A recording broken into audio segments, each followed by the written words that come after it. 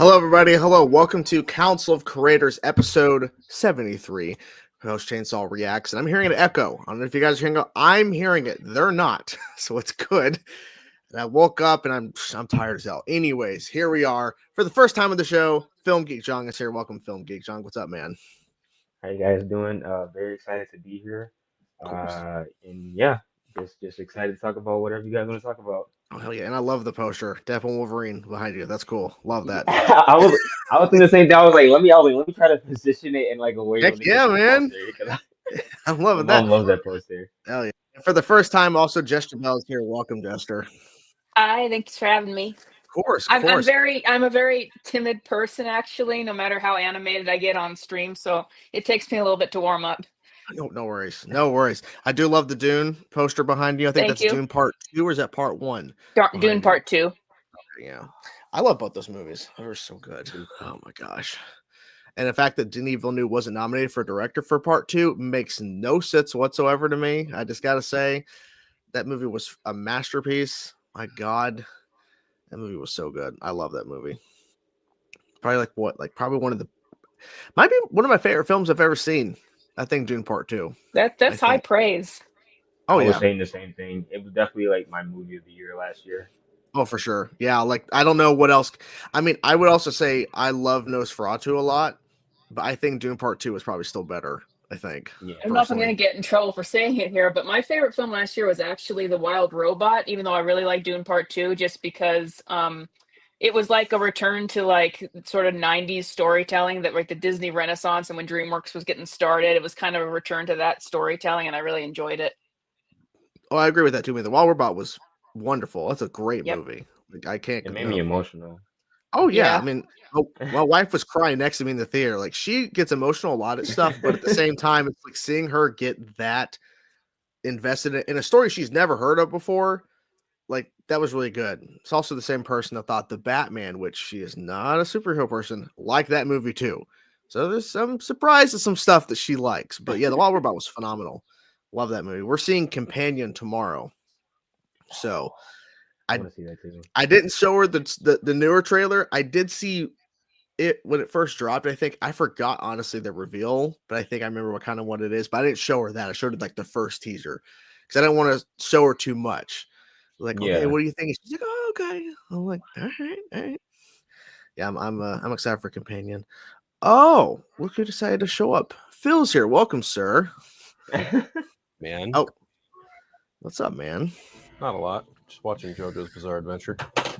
Oh, that show. Okay, gotcha. Yes. Yeah, we were. Did you see The Wild Robot? Did you see that movie from last year? Oh, yeah. No, I need to. We were giving it high praise. It was really good. Yeah. Have any of you guys go ahead. Oh, I was gonna say I just me and my mom and my dad, we actually finally got around to seeing Conclave. I don't know why I've been putting it off. And I was telling people that I finally watched it, but I don't know. I think I put it off because I was like looking at the movie. I was like, I know it's probably gonna be a good movie, but for me, it looked like one of those movies where it's just like, I can watch it when it comes to streaming. But we had a chance to see it, and man, like I understand now, like why the hype is around that movie as far as like it getting nominated for certain stuff. Because especially at the ending, the twist, like there's a twist at the end that we were both, all three of us were just kind of like, okay, did not see that coming at all, and like the way they just tied the ending up, it was chef's kiss. Yeah, people were saying for a while there was like great performances might be nominated, and people are saying it felt like a nomination film, which a lot of that comes out towards the end of the year every year. So, I mean, I should check it out. Conclave. Apparently, it's showing in a theater near me, which is surprising because I live in a smaller area. So to have a film like that still playing in a theater or something is kind of strange. Yeah, because at this point they're just moving on. Have any of you guys watched Friendly Neighborhood Spider-Man yet? I haven't. I know Phil was watching it today. I watched it. I watched the first 2 episodes. I just recorded it today. I went into it thinking, because it was getting a lot of great reviews going into it. I think I'd have to look it up. I think it had like 100% on Rotten Tomatoes, and I didn't like it. I thought that it didn't really have much of a plot in the first episode or the second one, and they really I don't know if I'll get in trouble for this, but I think that Spider-Man, like, what really makes him work is all the flaws, and you can try different things, but didn't really work. And it's like in the show, he gets to school and he immediately makes friends, and a lot of people like him wherever he, in school, and when he gets an internship. And they even took out, and some person noted this, they took out sort of the backstory of him being responsible for his uncle's death. Like Uncle Ben is already dead even before he becomes Spider-Man in the show. And I was wondering, are they going to come back to that later? And then somebody said that they actually did a tie-in comic, and it just reveals that Peter Parker just wanted to be Spider-Man because he's just a good person, not because of the backstory with Uncle Ben dying and all that. And so I just thought that they really took out a lot of his character in the show. And I did not like the animation at all. I didn't like it in the trailers, and I didn't like it in the show. Yeah, I don't know. That's interesting. Then again, it's all adaptation or changes. Yeah, to me, like if it's a change and it's good, then like I'm all for it. I guess when it's a change and you don't feel like it's good, then that makes you compare it to what came before, Yeah, that makes sense. Yeah, I mean, I'll probably check it out this weekend, but I haven't seen it yet. I know Phil watched it. Yeah, I mean, the animation is probably the weakest element of it all. It's very stiff. It's very easy to follow, but that's not a good thing. Like it looks like they did a couple passes and then went, okay, this is fine. It's like, no, this could have been a little more fluid. Like, what if it could have been like X-Men 97? And it's just not. I mean, there are certain clever editing tricks that make it look like it's out of a Steve Ditko comic, and I think the art style is very Steve Ditko inspired. Yeah. But it's I wasn't blown away. I had chuckles. Like I liked it, but I'm not like over the moon with it. It's very serviceable, I guess. And I even saw like, I saw the 100% of Rotten Tomatoes. I didn't really pay that much mind. I saw that IGN gave it a glowing review, and I'm like, well, IGN slobs on everything Marvel does for the most part anyway. So it's just kind of par for the course for them. IGN gave Penguin a 5. I don't know if you guys mean Penguin. Look, IGN has no fucking clue what to do when it comes to reviewing anything media related whatsoever. They initially started as internet gaming news, and now they've gone off the deep end with it.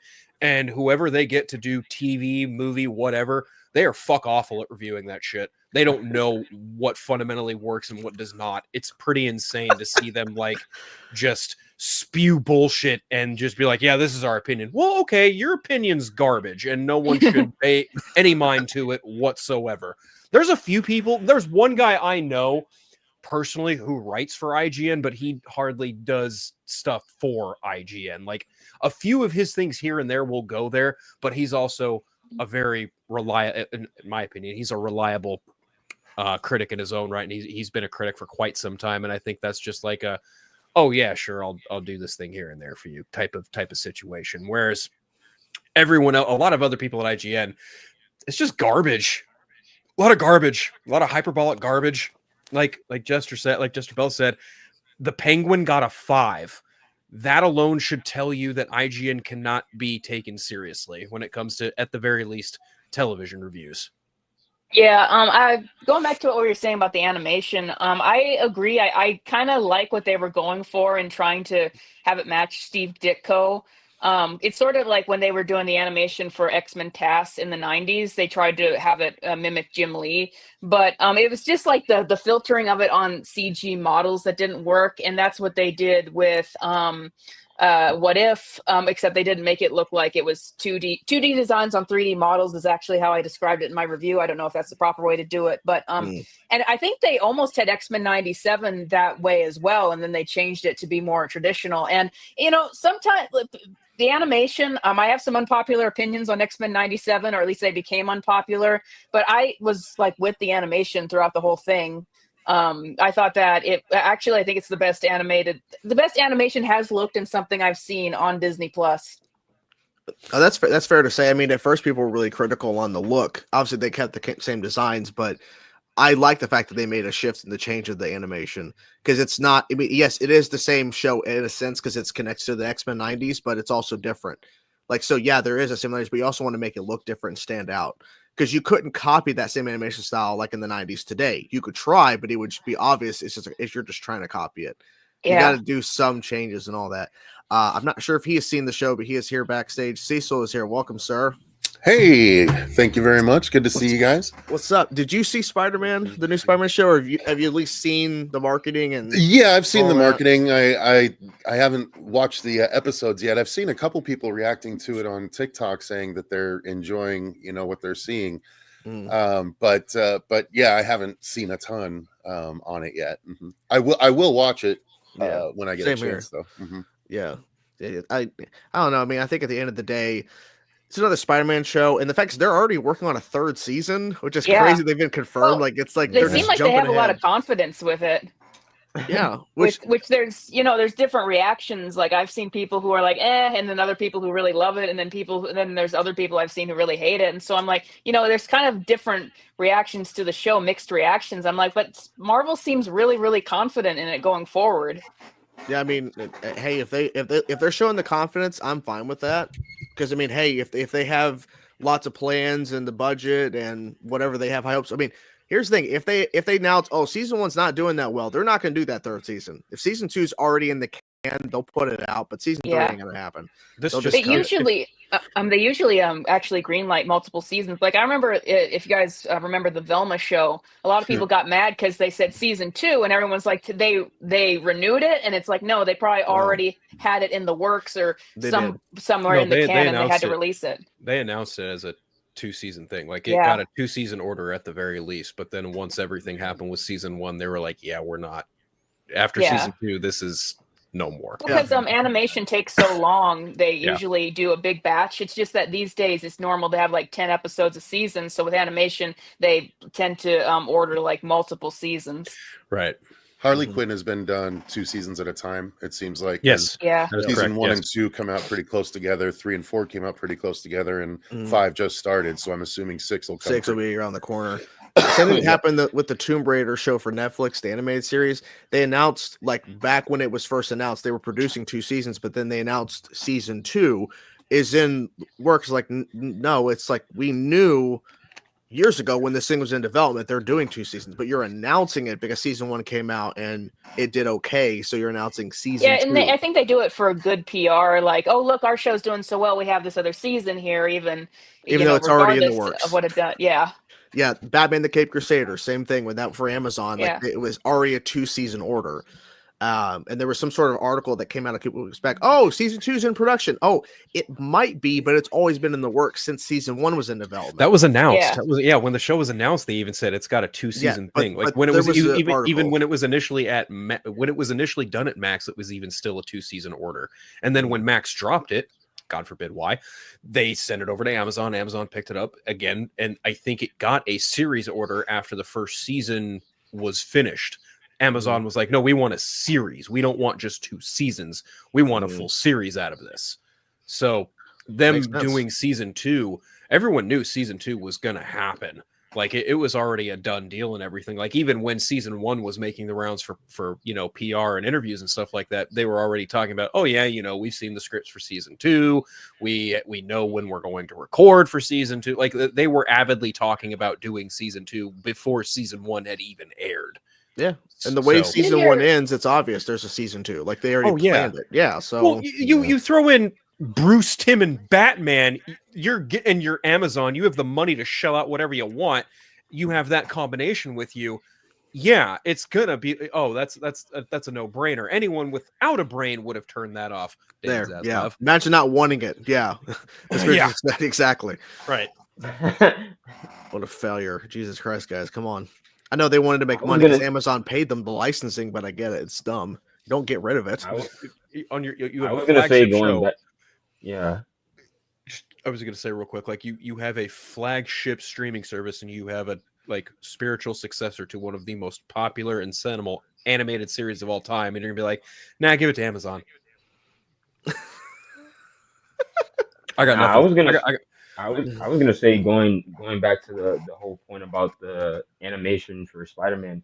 I don't know, me personally, I was gonna watch the first two episodes because I did see like people reviewing it and giving like good raves about it, and then I was like, oh, I saw it got like 100% on Rotten Tomatoes, but I don't know. I feel like it's gonna be one of those shows where like, because for me personally, like if I'm watching a show or a movie and I see like a good review from the critics really don't really have a factor to do with anything that I go and watch. Like that goes with movies. Like a lot of movies that I go see that like the critics like crap on, 9 times out of 10, I end up liking those movies and the audience like those movies. So for this show, I feel like it's gonna be one of those shows for like Marvel at least. Now that they're like dipping their feet and kind of establishing their animation studio like heavily with like X-Men 97, and then I think they have like a couple other projects outside of the Friendly Neighborhood Spider-Man after this that they're gonna do. I feel like personally, it's gonna be one of those shows where it's like it's either gonna be a hit or miss because this is like the show after X-Men 97, and everybody's kind of like, okay, you guys did this. This is like a new animation style. Let's see if you can kind of keep that momentum going. Now, I'm not saying like, if the show is bad, like this is like the end for an animation studio for Marvel, but like it is going to be one of those things where it's going to get people talking whether good or bad. I mean, same thing with all the Marvel stuff leading up these last couple of years. Like there was a lot of discussion about, Moon Knight, WandaVision, like all these shows, like what, it's because it's the new head of Marvel, Yeah. I think that they Disney Plus in general has a problem with hyping up its shows, like even the ones that find an audience. Because if you saw an article, I think it was Deadline that did it, they were showing like how well each Disney Plus show did last year, like The Acolyte, X-Men 97, all of that, and that what it was saying was something like The Acolyte was like number 2 on their streaming service, but the problem was that the numbers still were really not great, meaning like even like their second highest watch shows, first highest watch shows, like I think X-Men 97 was like number 4, but not a lot of people watch these shows even though they were technically the top shows on Disney Plus. So there's like a real problem with getting people outside of certain niches to watch shows on Disney Plus, even if they have like the branding from the top franchises and all of that. I think it really boils down to like a lot of streaming services have an issue how to market. I mean, we've always talked about how Netflix continuously doesn't know how to market their stuff because they have too much stuff to market. So how are they going to get all this stuff out there? And I think the problem is a lot of people I know personally that subscribe to Disney Plus, they don't really watch a lot of the original content. They watch the back catalog that's sitting there. And that's there's a lot of stuff to watch.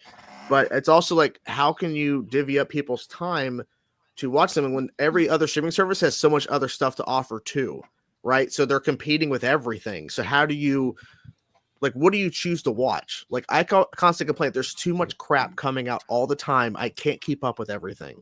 Like I didn't realize Spider-Man came out today. I thought it like dropped tomorrow. Like, it came out today. I was surprised too. People were already talking about the first, and the fact that they were like released it, and they released like it was like a 2-episode kind of like release. Where it was like the first and the second. So they're doing the first 2 episodes today, and then next week it's 3, 4, and 5. Then the week after that it's 6, 7, and 8, and then the week after that it's episode 9 and 10 for the finale. Which I thought that was super weird. Like, and I thought, that means that they're probably giving up on the show because they're giving it such a bad release schedule. It's really shoddy. They're just trying to get it over with. And then it's like, they got season 3 greenlit. And I'm like, well, that would mean that they do have confidence in it. So why are they releasing it like this? I think it has more to do with the fact that you have Captain America, Brave New World coming in the middle of February, and then next month after that is Daredevil Born Again. And I think they want, a spotlight on Captain America, then the spotlight on Daredevil, at least just from like a Marvel IP perspective. Like, yeah, we have a new Spider-Man show, but don't worry, we're getting right back to, the Marvel Cinematic Universe proper with, Captain America, and then Daredevil right after that. And then in April, it's kind of dry. And then going into May, the first week of May is Thunderbolts. So I think it's kind of like a by design. Is that design a good design? We'll wait. No. It's like it's a wait and see. We can't say for sure. Like once your friendly neighborhood Spider-Man, which is a fucking mouthful of a title to say in and of itself, is just like once it's all said and done, people can finally like judge it on its whole comparatively to X-Men 97. Like, was it worth it? Will it be worth it to give it 2 more seasons? I don't know, because the first 2 episodes are good. They're fine. At least in my opinion, I think they're fine for what they are. The animation is easily like the worst part about it, and I use the word worst loosely. It's just really stiff animation. Like I said, it could have used a couple more passes through their animatics, but I digress. Yeah.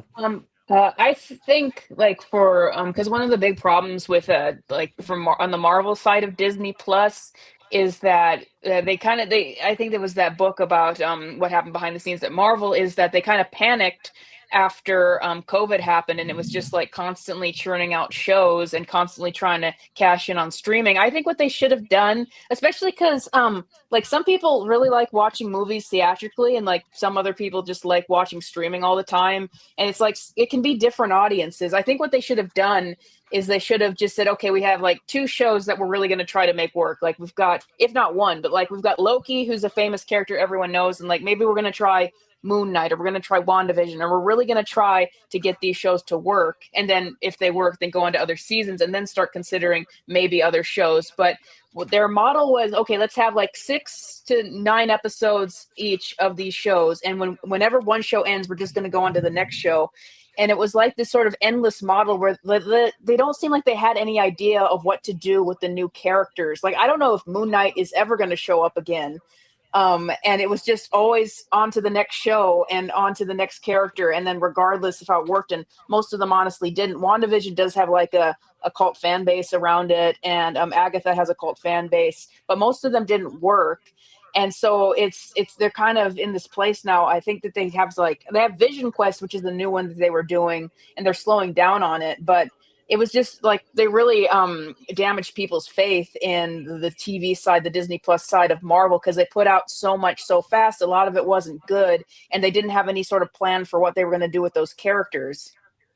Well, not only did they put out too much too fast, they treated some of their shows like live action movies split up into a 6-part series.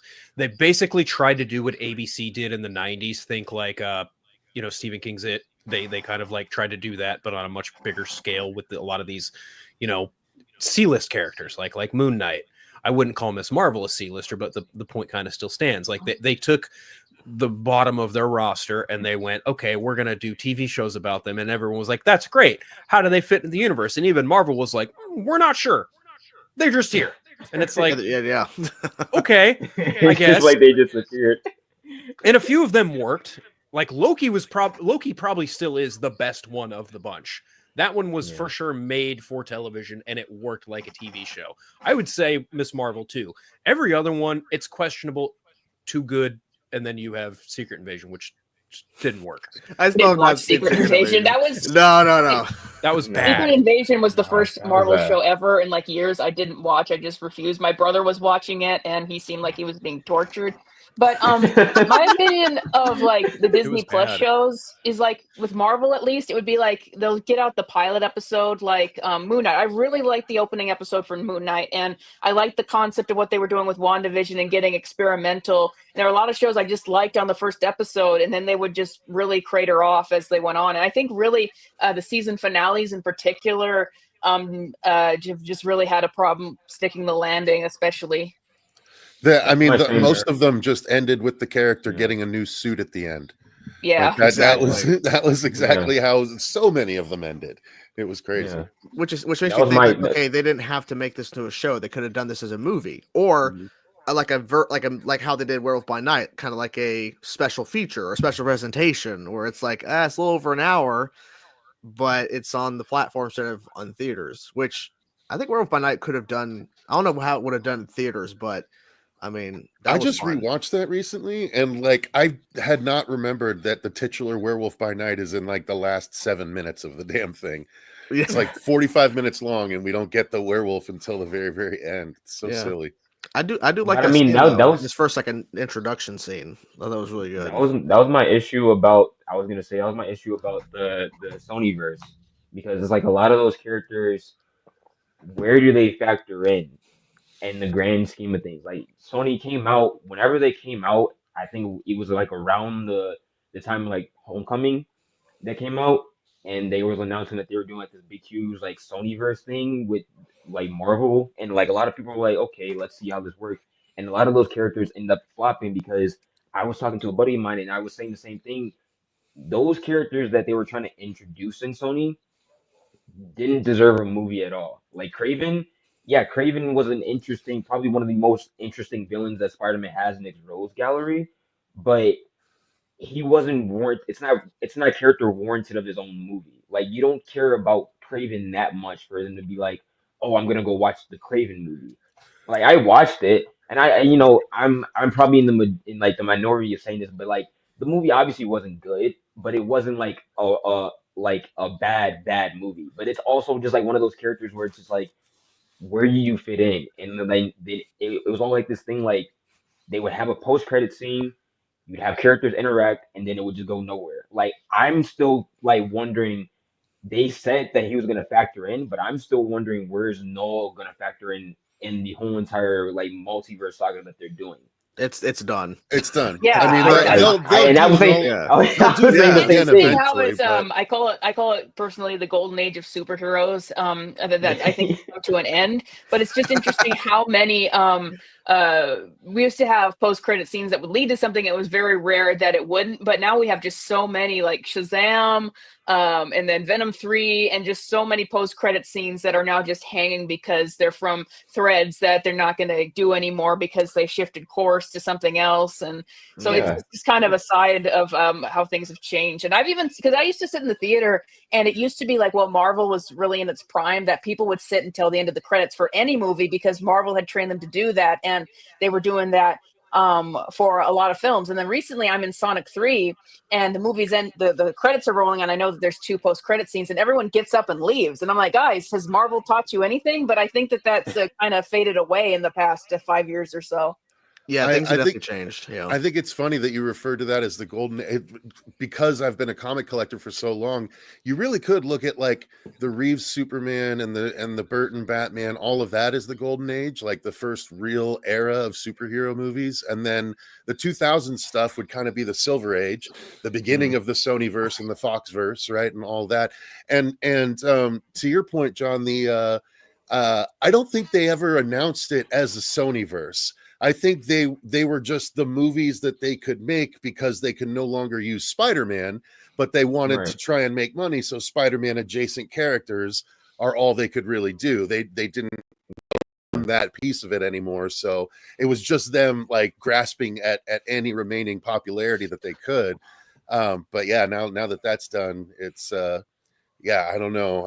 It's hopefully we're just going to get more quality, but it's for the the like best. One of those weird anomalies in the industry now. I have to apologize to you guys. It's 6:30. I have to be somewhere actually. Okay. Well, thanks for being here. Appreciate it. Yeah, I hope maybe we can do this again sometime. Maybe I'll have longer time. Thank you so much. Nice to meet all you guys. Thanks for being here. Bye. Have a good night. She must be on the same time zone as I am. Maybe, I don't know. Yeah, well, she said 6:30. 6:30, yeah. So, 6:30, yeah. Oh, okay, gotcha. I didn't hear that. I wasn't paying attention. Of course you weren't. Of course, I never do. You but come on, man. Asshole. So Cecil, so you saw Companion?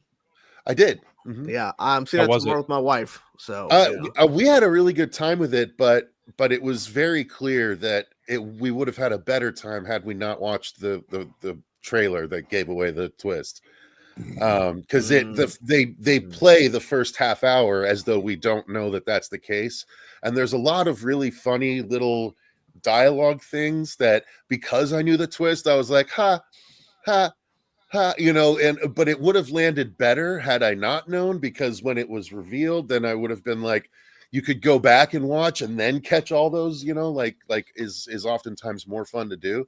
But once that twist does happen at a half hour, so you still have a full hour of the movie left, and it's what do they do with that? So the rest of it was definitely entertaining. It's my favorite of the mechanical female killers, you know, between Megan and Subservience, and now this.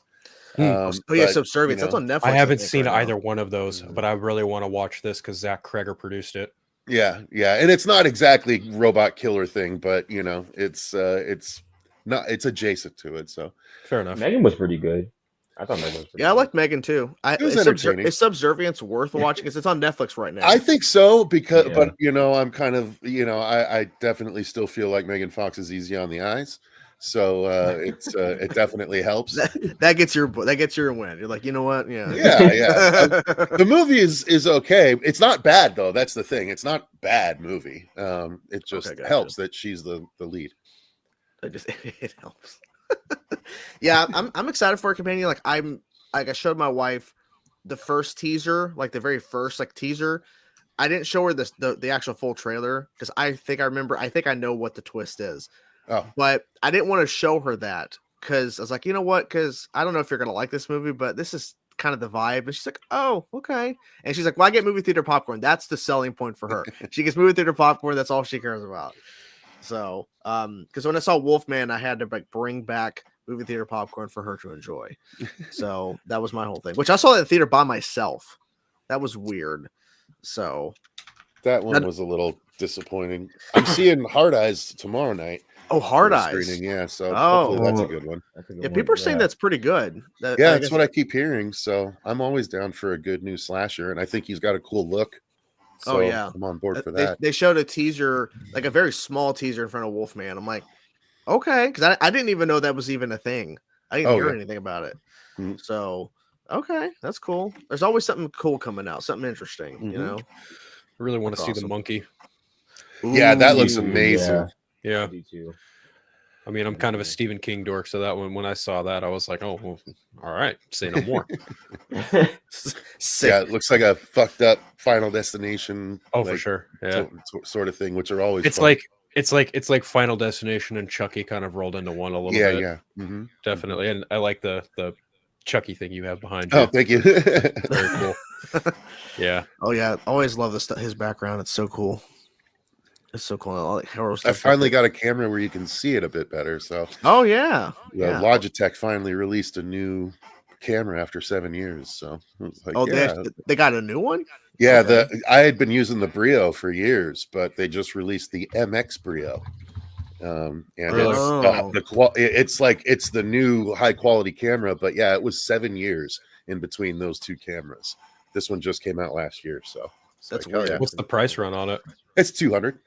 Oh, okay. Yeah, it's about the same as the Brio was when it came out. I think the Brio's down to $150 now. Wish I would have known that for my birthday, which was like 2 weeks ago. But hey, you know, sorry, beggars can't be choosers. I'll get to it. I mean, I bought my Logitech like 2 years ago for like $40-$50. You get what you pay for, sure, but it works. Like it does the job. But I would like something a little bit more wider, I guess. Yeah, this one goes. Let me. I'll show you the widest. We get all the way out here. Oh, that's cool. But it's got cool controls. Like I can literally just move myself, move the view. It'll like slide me up and slide me down, and like I've got so much more control with this one than any past camera. It's pretty dope. Oh wait, that's awesome. Yeah, my old web, I think it was a Logitech. My old webcam was causing OBS to do some frame rate problems. I think the camera was finally going. So I bought this one for like, oh wow, there you go. But yeah, I bought this one for like $30 at the store. And it's like, because I looked at the back, it's like, oh, here's the $50 version, the $30 version. And the camera quality is the same. But the difference was like, oh, it's the camera. I'm like, I don't need the mic. I don't need a mic. Yeah. Yep. Exactly. That's the thing. Like that's the selling point now for cameras. Like, oh, it comes with a mic. Like, but no one uses that crap. No one will. Like, if you're smart, you don't use the in-built mic on a doesn't make sense. So I have a question for you. I'm sorry. Go ahead. I was just asking if you guys are you guys like particular on the brand of camera that you use? Not really. Kind of. I mean, I have a degree in computer science, so it's kind of I tend to look more for specs and whatnot when I price stuff out, when I buy new material and new pieces of equipment for anything really. So yes and no, but at the same time, it's like you have to find a good blend of what is within your price range, but what will also work for you. You know, I Google a lot of top 10s, and I go to the ones that aren't sponsored. And then, you know, that I consult like 3 of those, and usually there's like 1 or 2 things that are on the top of all the lists. And so I generally look into that. And the Brio for years was like the high quality 4K cam that was affordable. So this is just the new step up. But yeah, I mean, Logitech's been around for years and years, and I haven't heard them get into any big, any hot water like a lot of companies do. So that webcam I had from them worked for a long ass time. And I know it's not the computer, it's the webcam, but I've had it for so long. The fact that it lasted as long as it did, like, I'm not gonna, say, like, it held up for a long time. Because I at one point switched to my phone on a camera on my iPhone at one point, but then that started messing up. I went back to that camera. I'm like, it's still good. I can do some filtering on OBS and make it look a certain way, and that's fine. So it is what it is. The question I wanted to ask you guys, kind of relating back to the TV show stuff. I mean, everyone seems to agree that a lot of the Marvel shows are weak. I think we can all probably agree that an unfortunate amount of the Star Wars shows have been weak. So is it really Marvel, or is it just the mouse that's kind of diluting things a little bit too much? I don't know that I'd agree with that personally. That's why I'm asking. Yeah, interesting. I think it really depends, because like a lot of like stuff that's delivered to Disney, like, is it really initially a show, or like is the pitch better than the actual execution of it? That's the real question. Because like you could pitch an amazing show, but then when you actually get to executing it with a budget and your limit of time to film it, and changes once you actually get into the room with the actual executives and other people involved, things change. Because apparently, I don't know if this is true, but Acolyte was different than what ended up being on that show. Like, the pitch was different. Well, I think maybe it's also they're pitching a movie, and Disney Plus is like, how can you make that a show? Potentially, well, they're forced to expand. It's also not, because Leslie Headland could have walked in there and said, "Hey, I have an idea for a story." All right, but how about a show instead? I mean, I don't know. To Cecil's point, that's exactly what happened to Obi-Wan. Yeah. 100%. That is literally what happened to Obi-Wan. I mean, supposed to be a trilogy of movies at one point or something, or Well, even before the Disney buyout of Lucasfilm, like I know there were whispers and murmurs of like, yeah, we want to do an Obi-Wan thing, but Lucasfilm just didn't have the capital to do it. If they were to do something like that, it would have had to have been distributed by probably Fox. And given the reception of Revenge of the Sith, Fox probably went, sorry, George. And even not even just Revenge of the Sith, but just the other 2 movies that came before it too.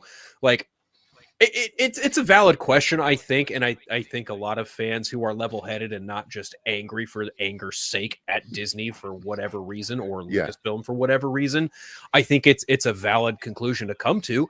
I mean, but at the same time, some people would probably tell you, well, what about Andor, or what about Mandalorian season 1 or 2, right? And it's like, sure. Those I agree with. I found Andor boring as fuck, but that's just Thank you so much. Dude, it's the least Star Wars thing that's come out, because forgive me, it takes place in space where there are aliens present. I don't need a prison break on another planet. I'm not going to call it like the least Star Wars thing.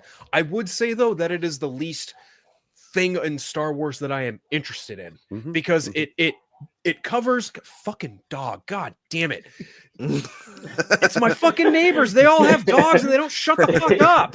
But no, I think Andor it touches in a space that's like, oh, it's the rebellion. Oh, it's the machinations of the Empire, but without fucking Vader and Leia. And it's like, okay, that's great. We're getting into like the little man. Do fans really give a shit about the little man in Star Wars? No. They care about the special people. And the thing is people are like, oh, the writing in Andor is just so good. And I'm like, yeah, but does it keep people's attention? Is there a reason why it had some of the lowest viewership? Yeah, there's a reason why. because people don't give a fuck about Andor. People don't give a fuck about the character because they know where he's going to end up. He's fucking dead.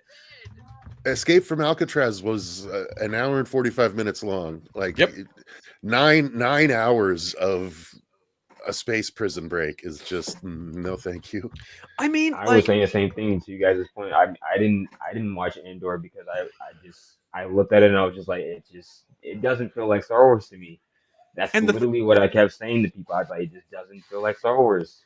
And people are like, oh man, the Acolyte's budget was so high. I'm like, I'm sorry, have you seen what it's costing to make Andor season 2? It's like $260 something million. What the fuck? For a show that's apparently shot like primarily and practically, how the fuck do you justify $265 million on that alone? I'm sorry, that's ridiculous. Is it it's probably going to be another 9-episode thing, right? 12. So, 12? I think they're doing 12, yeah, for season 2. And like Tony Gilroy, don't get me wrong, Homeboy can write, but to come out and say like, yeah, I don't really want to do like a Star Wars story, then what the fuck are you doing working on a Star Wars TV show? Yeah. That is like one of the most tone deaf things I have ever heard somebody say about anything present in Star Wars. And you've got idiots like Star Wars Theory. Oh, fire Kathleen Kennedy. Shut the fuck up. Just shut the entire fuck up. But no, man, like I think it's the nature of the beast of the House of Mouse. They are the biggest brand building machine on the planet. Does that mean they have the best brand? No, not necessarily. That's why they buy other brands. Yeah, yep. Lends them credibility. Yep. Yeah. Unfortunately, I think at this point, the new stuff Disney Plus wise is just going to be a mixed bag until they finally get their until they finally figure this shit out, because they went from, we're only making films, and sure, regardless of what you want to say about the trilogy, from the sequel trilogy, they all made over $1 billion each. So they're like, all right, keep making more. It's like, but then they stopped and they said, let's do Disney Plus. Okay, it's a mixed bag. With Mandalorian's crushing it, but then this didn't work, and now this is okay. Because Obi-Wan should have been a massive success. It should have been a huge win. It wasn't. Like, sure, the fights with Vader, cool, awesome, but that overall the story isn't really great. Like, it's okay. No, it invalidates portions of the original film. Like, you know, by the way, I was really close with Obi-Wan, the person you're seeking out. You know, like, it's supposedly Leia acts very differently about Obi-Wan than she should, considering she had a whole adventure with him when she was a kid. Mm-hmm. I was gonna say to you guys' point, I think a lot of that also has to go with the marketing. Disney hasn't, from what I've been seeing as of lately, Disney, it almost seems like they don't know what they want their own stuff to be. It's like you're presenting me this new IP within an already established IP, but you don't even know what you want this to be because you don't know how to market it. I can tell by like how you're marketing it to me, because like I think like from majority of what I've seen, people's problem with Obi-Wan and why people got turned off to Obi-Wan was a lot like of how like the marketing of the show was. Like you were marketing this, it almost kind of seemed like they should have went with the original idea, which was already the idea that everybody thought that they were going to go with, which was like turn this into a 3-part movie, but you still had the idea of a movie where you're like, okay, well then let's just change this into the show. And then like you guys were saying, it like they invalidated a lot of things about the original movie where it's just like, so what do you want this to be? And I think that's I think honestly that's the problem with Disney right now. It's like a lot of their stuff, even with the Marvel side, a lot of their stuff, they don't know what they want it to be. And they know they I think some of the stuff they have like an idea, but they don't know how to market it to people to get people to watch that they already have an audience for. Because regardless of how bad something from Marvel or Disney is, or like Star Wars is, 9 times out of 10 people are still going to watch it because it's a Star Wars show or movie, or it's a like Marvel property or whatever. But if you want to get new people to come in to watch your stuff, you have to market it in a way where it's just like, I don't know. I've been saying it. They gotta fix their marketing. Their marketing just hasn't been on point. That's something fair. Derails it. Something might derail it. Because for instance, I was really excited about Daredevil Born Again, even though they had to reshoot, more than half of the season. Yeah, basically. But the last trailer like gave me hope, and now the showrunners out there giving interviews saying the dumbest shit that makes me think like, oh, if this guy's in control of the show, I am worried. But like talking down about Penguin, saying their show, you know, oh, it was okay, but ours moves a lot faster and I think is better. I'm like, dude, don't like stop. Yeah, don't that's an talk about other award-winning shows. show. Like, what the fuck are you doing? You know, don't talk about other shows. And he also talked down about like the earlier Daredevil stuff. Like, oh yeah, well, you know, it was too much talking heads. We didn't want to do as much talking heads. And I'm like, oh fucking Christ, what is going to happen? That's marketing 101. You don't talk about other stuff. I had that same issue about your with stuff, like with the this. guy who did Moon Knight, Mohammed Diab, because he was just constantly just thrashing DC when he was doing Moon Knight. It's like, dude, like you're entitled to your opinion, but have some fucking respect. Like, granted, he was talking about Wonder Woman 1984 and Black Adam, and it's like, again, you're entitled to your opinion, but have some fucking class, man. Like, there are other people who work on this fucking shit. It's not just one person in charge of said project, Black Adam aside, but it's just like, again, have some fucking class. There are hardworking people working on this shit to make a fucking buck and feed their family, and you're doing the same thing with Moon Knight, which I liked Moon Knight. Is Moon Knight perfect? Not by any stretch of the fucking imagination. No. But even still, like, it's that kind of like pissing match tribalistic bullshit that just, again, fuels the fires of fandom and people going, oh, see, Daredevil, Born Again, that's how you integrate a character into a universe. This is what James Gunn needs to do with the Batman. And I'm like, shut the fuck up. I hate that shit. Oh, man, I hate that shit so much. To say like everybody all right the now, assholes tearing down a 3-second Superman flying clip. Exactly. That's the whole thing. Yeah. I was gonna say the same thing. I'm like, everybody had been recently tearing down the CGI clip of him flying. I'm like, I don't understand why people so badly. I'm excited for the Superman movie. Oh, I so think much. That's for me. I was telling people it's up there with Fantastic Four, with like any other movie that I've been excited for this year. But easily I've been seeing a lot of. Oh yeah. Yeah, it's arguably like that movie or Fantastic Four. I would say Fantastic Four just a little bit more, just because of like I know the implications that has on like the rest of the MCU. So I'm kind of interested to see how that's gonna play out. But I still am genuinely very excited for the Superman like movie, and I was excited based off the first trailer. I was already excited when James Gunn. Like I was probably the minority of people when they were like, "Oh, James Gunn is like going to be that person for DC, how Kevin Feige is to Marvel." Where I was like, "Okay, finally somebody that kind of like understands like how to put a superhero movie together. He's going to introduce like all new heroes, maybe where it's like heroes that people don't know about. He's going to give them spotlight. He's going to make them awesome." And then I see this past like week that people were just like, "Oh yeah, this gives me like a reminder of like the Henry Cavill smile like CGI scene that they had in Man of Steel." And I was just like, guys, you either want DC to like succeed or you don't. Like I just don't understand. And then like some of those people were Marvel people, they was like, yeah, if you guys are excited about this, just look at that scene. Like Captain America is gonna be better. And I'm just like, all right, let's. Captain America is gonna fail miserably. Like let's be honest. I'm like, let's throw your roll on that. As far as Marvel movies go, Captain America is going to probably bomb in comparison to the other stuff. It's just they've had 2 different rounds of reshoots after test screenings, you know, and that doesn't bode well. And they're still having bad test screenings even now with the newer stuff. So I think, you know, they focused on the wrong thing, and I think they should have kept it more of a team thing than focusing, you know, solely on Sam. That's just me, but you know, maybe I'll be proved wrong. Yeah, at the end of the day, we'll see what happens. It's just funny how everyone went from, "Oh my god, that Superman trailer was fantastic! Oh my god, oh it's amazing!" And then all of a sudden, because we saw during the teaser, there's a shot from behind, and then we see the continuation where it flips, and then you see his face. Oh my god, this movie looks so bad.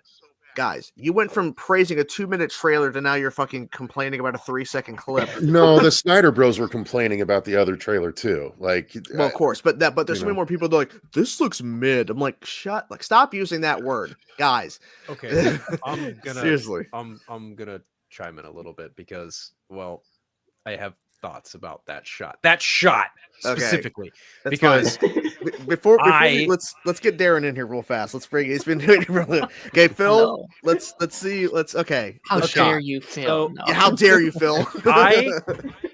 It's on good authority that I'm very critical of James Gunn. Like I don't love everything the man has done. I like Guardians 1, I like Guardians 3. I do not like Guardians 2. I do not like Suicide Squad. I really liked Creature Commandos. That said, one of my Slither, any of those? Super is just, Super's incredible. Is it? Yeah, I think so. Is it okay? I think it's not aged. The best way I'll say it is it has not aged well given certain things that transpire in that movie. Slither, on the other hand, is pretty great. But one of my least favorite, and matter of fact, my biggest criticisms of Guardians 3 is the handling of Adam Warlock. I was not a fan of how they handled Adam Warlock. I think a lot of the flying for Adam Warlock just did not look great. And he, like every other director who is not a certain name, they just do this really generic looking flying stuff in their superhero movies. I mean, it's prevalent in Black Adam. It's prevalent with Tails and Sonic. It's prevalent in fucking, oh man, what's the other one? It's like at the Top Gun Maverick. I mean, you know what? Hey, that back shot of him flying in Superman, that's very Top Gun Maverick. And even the flip and turnaround is, again, very Top Gun Maverick. But the forehead face flying shot, I fucking hate that. No matter what movie it is, no matter what superhero it is, I cannot stand that damn shot. I think it looks generic. I think it looks weak. I think it looks stupid. No matter what movie or scene it's in, I just think it's a really bad, poor looking sequence of someone flying. And I was afraid of it happening with Superman.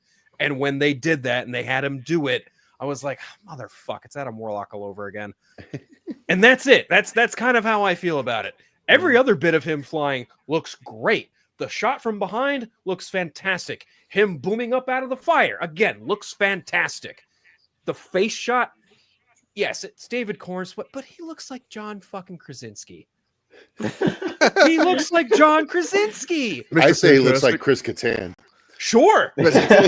Sure. I do like that they made his hair move in the wind. I was like, okay, that's a nice touch. Yeah. I'll give you that. But man, like the forehead in the face camera view, I've never been a fan of that shot. Mhm. I don't really remember what movie it originated from. But Black Adam did it. Guardians 3 did it. Fucking Sonic 2 Yeah, did it with and Tails. Tails did it in Sonic 3 as well. There you go. Yeah, and I'm just not a fan of the way that shot looks. Yeah. And so just for refreshing, like to refresh my memory, I was like, okay, how has Superman looked in other movies? Because TV is a whole different fucking conversation. So I went and looked at 78. I went and looked at Returns, and I went and looked at Man of Steel. And I was like, one of these things is not like the other. And like I just Only the character wasn't completely fucked in that movie. Then it would be okay. depends on which movie you're referring to, but Any of them. that's even more unfiltered than me, honestly. Yeah. But like, I think when it comes to Superman specifically, I think Snyder probably got it the best. Like Christopher Reeve and Richard Donner made you believe a man could fly. Bryan Singer again went with a really generic, bland looking flight, and that's not Brandon Routh's fault by any stretch of the imagination. I think the fact that Snyder shot it with Amir Markari in the way of it being like a found footage movie, and there were like close-ups and zooms of back and forth, and the way you had his shadow zooming too, and just the way they even incorporated some of the George Reeves whooshing sound from the TV show, I think it really lended itself really well to that version. And then I look at what Gunn is doing, and I'm like, okay, I see all of it, and yet you did the thing with Adam Warlock that I don't fucking like, and that's my only problem with it. And that's really it. That's really it. Until we see the movie, I bet we'll see more flying stuff. But that's the thing. We've seen a little bit of footage of him flying, so we don't know what it's really going to be, like how it's really shot. Let me put it this way: if you are a legitimate fan of Superman, and nonetheless Superman in film on movies, you cannot sit here and say that trailer, that teaser he dropped in December, has elements of every other Superman, because it absolutely does. Yeah. That one shot of 100%. him saving the kid went against the fucking foot of the monster. That is a straight up marriage of Christopher Reeve and Zack Snyder. Yeah. That is a straight marriage between those two versions of Superman. Argue with the wall. What? Because it's slow motion at Zack Snyder? Because it's slow motion. Zack Snyder didn't invent slow motion. Hear me out. Hear me out, though. It's slow motion, but to the backdrop of some fucking epic action happening behind him. He definitely took some visual cues from Snyder in that regard. But the fact that he is saving an infant child, that is very much in the department of Christopher Reeve, Richard Donner. Again, as I said, a marriage between those two. Yeah. In a really solid way. In a really solid way. I just think that Gunn has, I think he has the reverence that that the character needs, as far as making sure that he's not Batman, because he's not supposed to be. He's supposed to be almost the polar opposite of Batman. They don't need to be the brooding bros. I love that. It's I just feel like Gunn gets that, and like I honestly think that the stuff we're seeing for Superman is making people nervous about his Batman, because he's not willing to do Pattinson as the main Batman, which I think would be a mistake anyway, because Pattinson, that world is just too grounded to really do all of the Bat villains justice. So I just think that people aren't giving Gunn, or maybe I'm giving him too much credit, but it's clear that he knows how to make people care about characters, even if they've never heard of them before. Yeah. And yeah, he might have missteps with a couple of his movies. I liked The Suicide Squad. I enjoyed Guardians 2. I didn't hate it the way everyone else seems to. And I've loved his writing for many years. But all of the stuff that he's been talking about in the lead up to it, with the runs that he wants to reference, are all some of my favorite Superman runs, and the best representations of him as a character from the comics. And I've been reading Superman since he died in 1992, like weekly. I still collect them. I have over 80 long boxes of books, not all Superman, but I have all Superman since 1992. So I have very, specific thoughts on how he should be portrayed. Sure. Zack Snyder's stuff works well as an Elseworld to me. A different version of Superman. It's just not the representation of the main version of the character, in my opinion. And I just think that Gunn, based on everything that he's said and now what he's presented in that first trailer, I mean, he addressed everyone saying, oh, he's like a god, he has too much powers. The very first thing Gunn shows us is that he's vulnerable. He gets his ass handed to him and needs his dog to take him home. So all of that are reasons why I just feel like Gunn's going to get it right. That's the hope. I think to that point, though, I would just say that every comic book film in itself is inherently an Elseworld. And when you say main Superman, I would imagine, and I'm not trying to assume, but I would imagine you're referring to like Superman from the comics. Yeah. Okay. So that said, I don't necessarily disagree, but I think Snyder approached it from a more general sense. Like, I can understand why someone would not exactly be thrilled with the idea of him not necessarily pulling from one run or another, because I love Zack Snyder. I think he's an amazing director, but I would also say that he's also not your typical comic book fan. He's very niche in what he likes to read. I mean, Dark Knight Returns, Watchmen, Heavy Metal, like, he's very specific in like the comic books that he's referenced and utilized and is inspired by.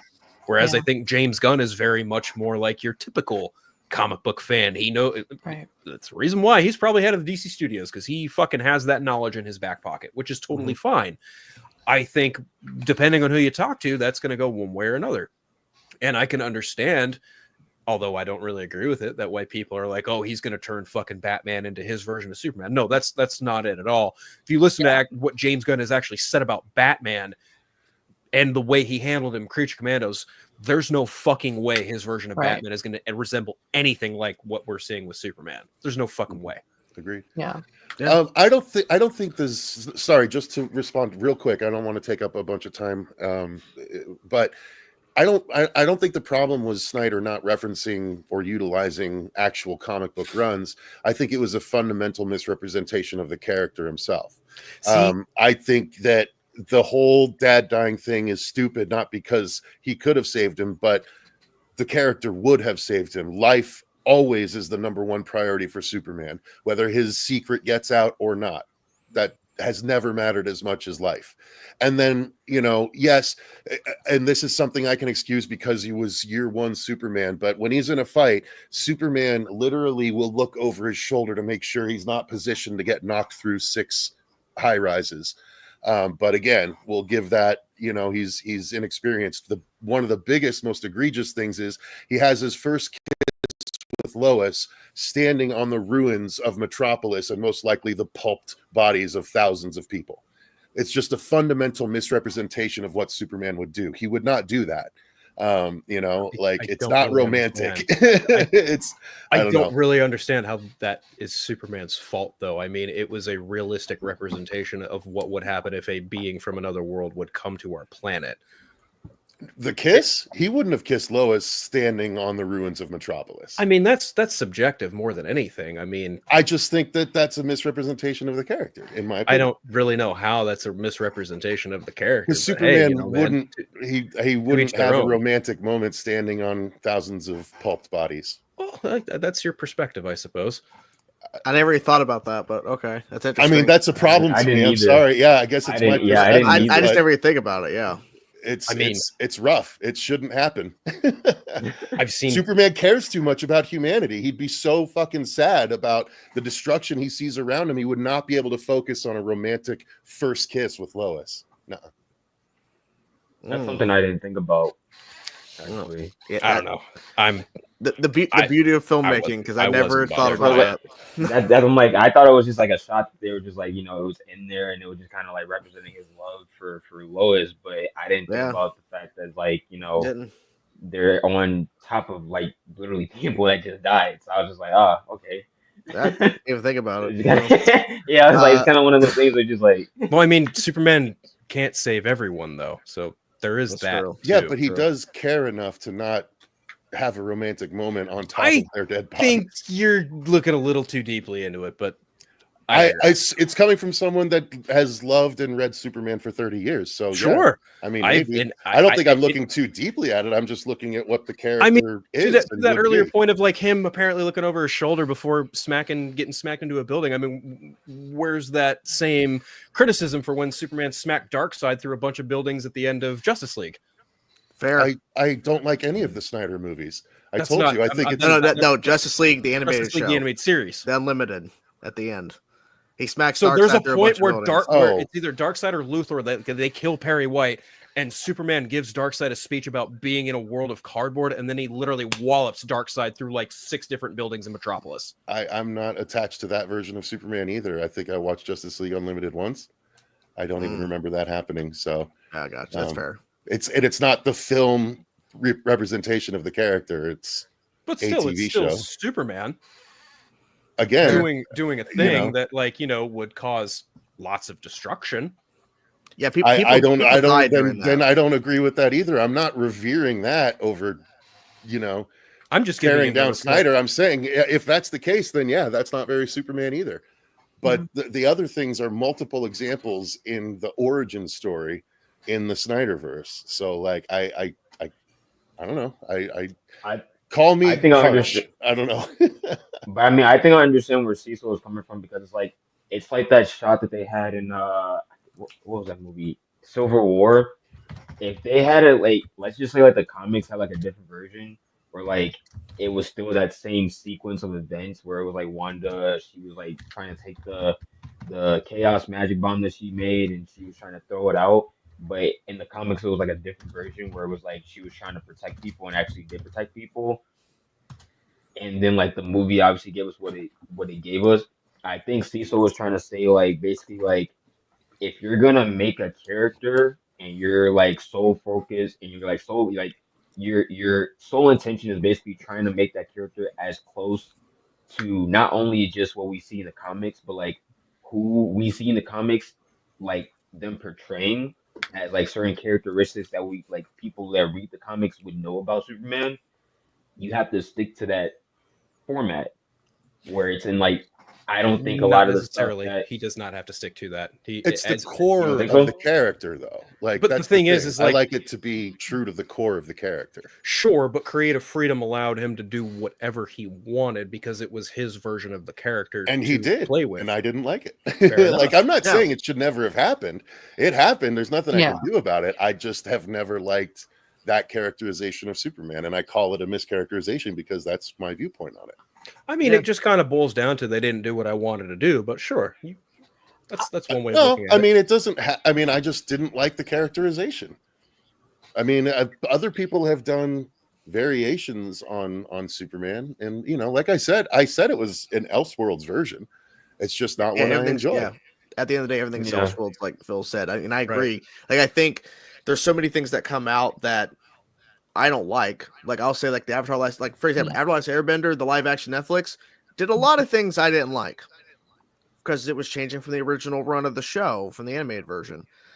But I understand it's just a different take. I don't agree with it. It is what it is, right? Like, Right. because we're all gonna love stuff and have these like discussions. The good thing is like, hey, we can have a discussion about this and just go, okay. At the end of the day, agree to disagree. Yeah. Like, this is how I see the character. This is how I see this. It's everyone has the freedom. Like Cecil, I know you're like writing stuff for like IPs and stuff that are different. You're probably gonna make changes or do something that's a little bit different than what's out there, but like, that's how you want to approach it. But someone may go, hey, I don't like what you did, but it is what it is, right? Well, yeah, I just always try and maintain, to keep it true to the core of the characters. I just wrote a story that Burt Gummer is narrating, and I just had to make sure it stays within what I consider Burt Gummer's voice. You know what I mean? So it's but then it might go, okay, this is how I think the core thing is character, but somebody go, actually, no, it's actually this is the core of the character. Sure, It's like sure. it's always because you can't please everybody. That's the ultimate thing. Yeah, you just can't please. And I think that's what Phil was trying to get at is like there's a lot, obviously, like the superhero comic book movie community, and like not even just like superhero movies, like the comic book community, there's always going to be like a section of people where it's like, a movie comes out that's a superhero movie, and it's like they get a general basis, the director gets like a general basis of who the person is. Like the Captain America movie, there was stuff that were wrong about that movie that some people didn't like because there were certain characteristics that they kind of changed with Steve Rogers that he wouldn't do in the comic books.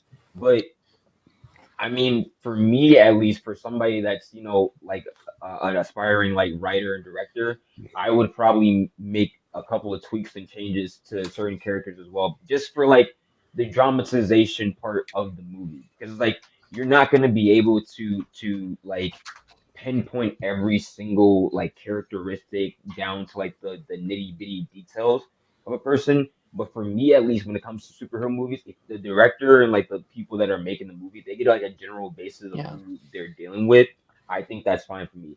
I didn't notice that the shot was of him like standing on a basically dead people and having that kiss with Lois. I didn't think that was like a problem in my opinion, because it's like I just, like I said, I thought it was like representing like a cool shot, like, oh, he really loved Lois, like, he really cared for her, maybe just had this moment where he was able to express his love to him. I just kind of took it as whatever. But listening to Cecil, I have a different perspective on it now. Not a different perspective, but I do kind of understand where he's coming from, because like I've seen that discourse online where it's like some people want their superheroes to stay true to the comics when it comes to like transferring that over to the movies, and some people are just like, hey, take it or leave it, like that happened, you're not going to get everything from the comics, it was just like this one, maybe two thing. And that's where I kind of see where Phil is coming from. So I mean, it's like you're not gonna be able to please everyone, like Chainsaw was saying, you're not gonna be able to like please everyone. Yeah. I think also that's what's so cool about having superhero movies be what they are. Yep. Yeah. Yeah, I mean, I would say, like, because, like, he's not my favorite take on a character either, but what I've always loved about Snyder is that he's always trying something new. Like, it takes a lot of guts to be like, hey, this character that let me give you a different take on that character. Let me try and spin it. and that works for some people. It doesn't work for others, and I think you guys are both right in different ways, where it's like, okay, this is how I see the character, this is how I think it should be represented. But then I would also argue is like, well, who gets to decide how it's represented, right? Like we've we've seen so many characters over the years where it's like, well, yeah, that's how it was represented once, but then someone tried it a different way, and it's like, oh, okay, yeah, that is what that character is for so many other people.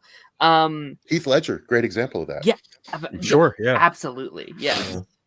Yeah, I think to Darren's point, like, to kind of expand on that, like, and I'm not even saying this is Cecil, but to Darren's point, like, there are Superman fans who just fall on this side of, oh, he's the metropolitan hero. He is, he saves cats out of trees. He's always got a smile on his face. He's always got to be, the good boy, the Boy Scout, whatever. He's always got a, truth, justice, American way. I have never looked at Superman like that, because my first exposure to the character was the Fleischer Studios cartoon, where he was a world hero, not just for Metropolis, but a more world-renowned hero. And even though the 78 movie with Christopher Reeve and Richard Donner, I saw it once as a kid and I was like, that's cool. And then I went and watched the animated series and I was like, that's more my speed. And I think a lot of people really lean into that very colorful, bright, optimistic and hopeful version of Superman. And I think a lot of them, not Cecil, but obviously a lot of fans who are very vocal online, they really lean into this, oh, he needs to be optimistic and hopeful all the time. Well, that's kind of boring, because when you take Superman and put him in this box and have him do the same thing over and over and over and over again, he loses his charm. Superman should not be boxed in like that. And I think having him show doubt, having him show a level of, am I really doing the right thing? Can I really save everyone all the fucking time? Does this not take a toll on me? I think there's interesting ways to tackle that. And Snyder's not the first one to do that. There have been a couple comic books that have done that too. No, they do that all the time in the series without betraying the core of the character. All the time. And like because I don't want to seem like I'm just arguing with you, Phil. I'm not. I totally see your perspective, and I get it. But yeah, they've done that a lot. Like some of the best stories. Like that's the thing. I don't mind that Superman is as optimistic and smiley as he tends to be, because it makes for really great stories when that stuff is shaken, right? When that stuff is tested, when he doesn't know if thinking that he can be there for everyone, like, that's not realistic. When he realizes that and he has those tests, that can be really, really interesting stuff. But at the core of the character, it's always the same, like, as far as who he is as a character. But that changes in Elseworld stuff. Superman Red Sun is one of the best Superman books ever made. And that's what if Superman landed in Russia? You know what I mean? Like, it can be great if done well, you know what I mean? I just don't feel like Snyder did it particularly well. Only in the characterization. It was a beautifully presented movie, Man of Steel. I love the intro on Krypton and all that. I think that's a really cool take on it all. So there are definitely aspects of it I like. It's just that I didn't feel like he got the core of the character right, and that's what mattered to me the most. But I agree with you. I think those things that Superman should do, the questioning and the not being perfect all the time, those are some of the most interesting stories that they do. But they do those in the main continuity without drastically changing the character himself. The only thing I would give pushback on is I am not at all a fan of Red Sun.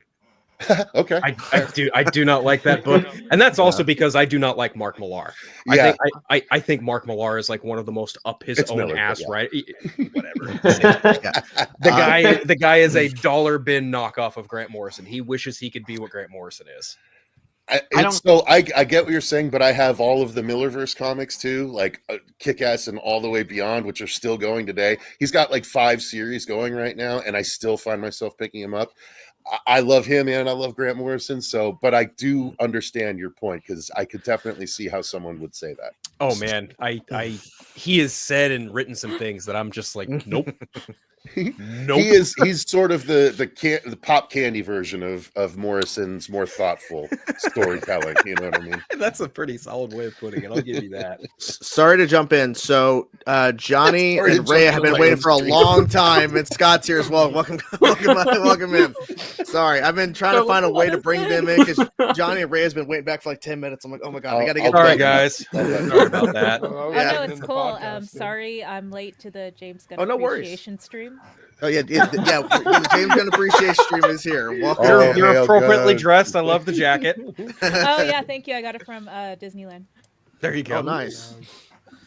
Welcome in. How you guys doing? Oh, I'm chilling, dude. Hanging out? Yeah. Hanging out? How's your voice? I don't know. We'll see when the Mucinex wears off. Fair enough. The music next. Yeah. Right now, I Just might like sound- ODing on these. Yeah, I got 2 more uppers right here, dude. We'll see what happens. Oh shit! Don't show your like crack on here. Come on now. Oh, my bad. What's up, Scott? What's up, man? Hey, what's up, dude? I was just, enjoying some Zack Snyder slander. Anytime I can. Oh, Just, oh shit! I like how it just says anytime I can guy. contribute to that, I'm more than happy to. Yeah, you do what you want, man. I ain't gonna stop you. You do what you want. Sorry to all the sucker punch truthers out there. But, Oh God! Wow. I've never seen Sucker Punch. I like that aspects of like where it like changed, like everything was kind of changing around her and shit, and she's like seeing different like movies or like events happening. Oh, that was interesting. Like, oh, okay. I was like, because I didn't know what to expect going in. I had no idea.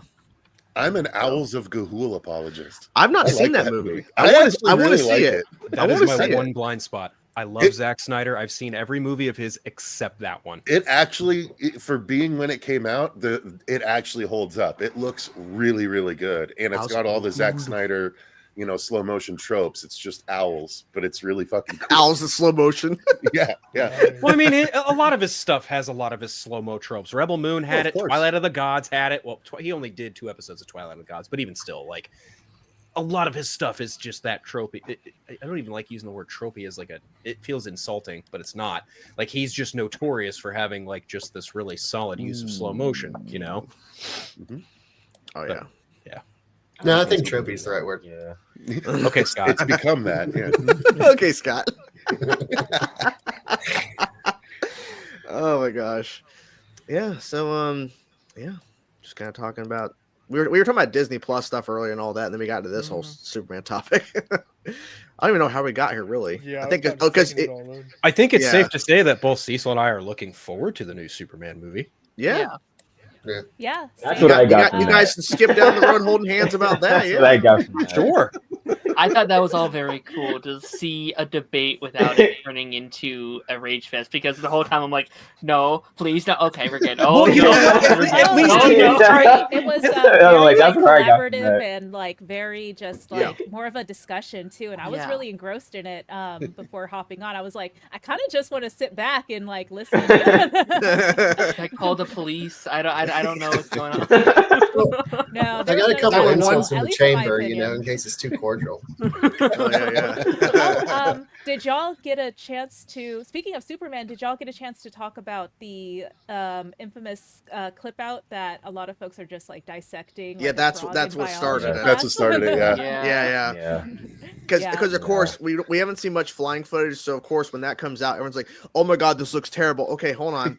You guys are praising a 2-minute trailer last month, saying, "Oh my god, this looks amazing! I can't wait for this movie." Oh, now we see 3 seconds we're not sure about, so let's completely dismantle our original thoughts on that trailer and go, "This looks terrible."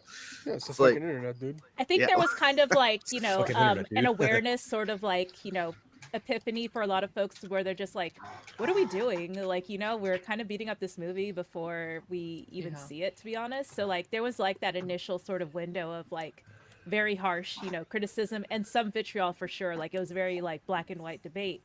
And Yep. then like at least like what I noticed was just like over time, like when there was like an absence of content to talk about, there was like a little bit more like alleviation of people's, frustration with it. I think because like as like folks got to watch it more and, lightened up to, the idea of some of the creative decisions and things like that, like the immediate shock versus like, okay, yeah, I see how, some of the intention that was here, and, I'm not as upset about it as I thought. So I think that's great. And I kind of see that happening with this like new teaser clip too.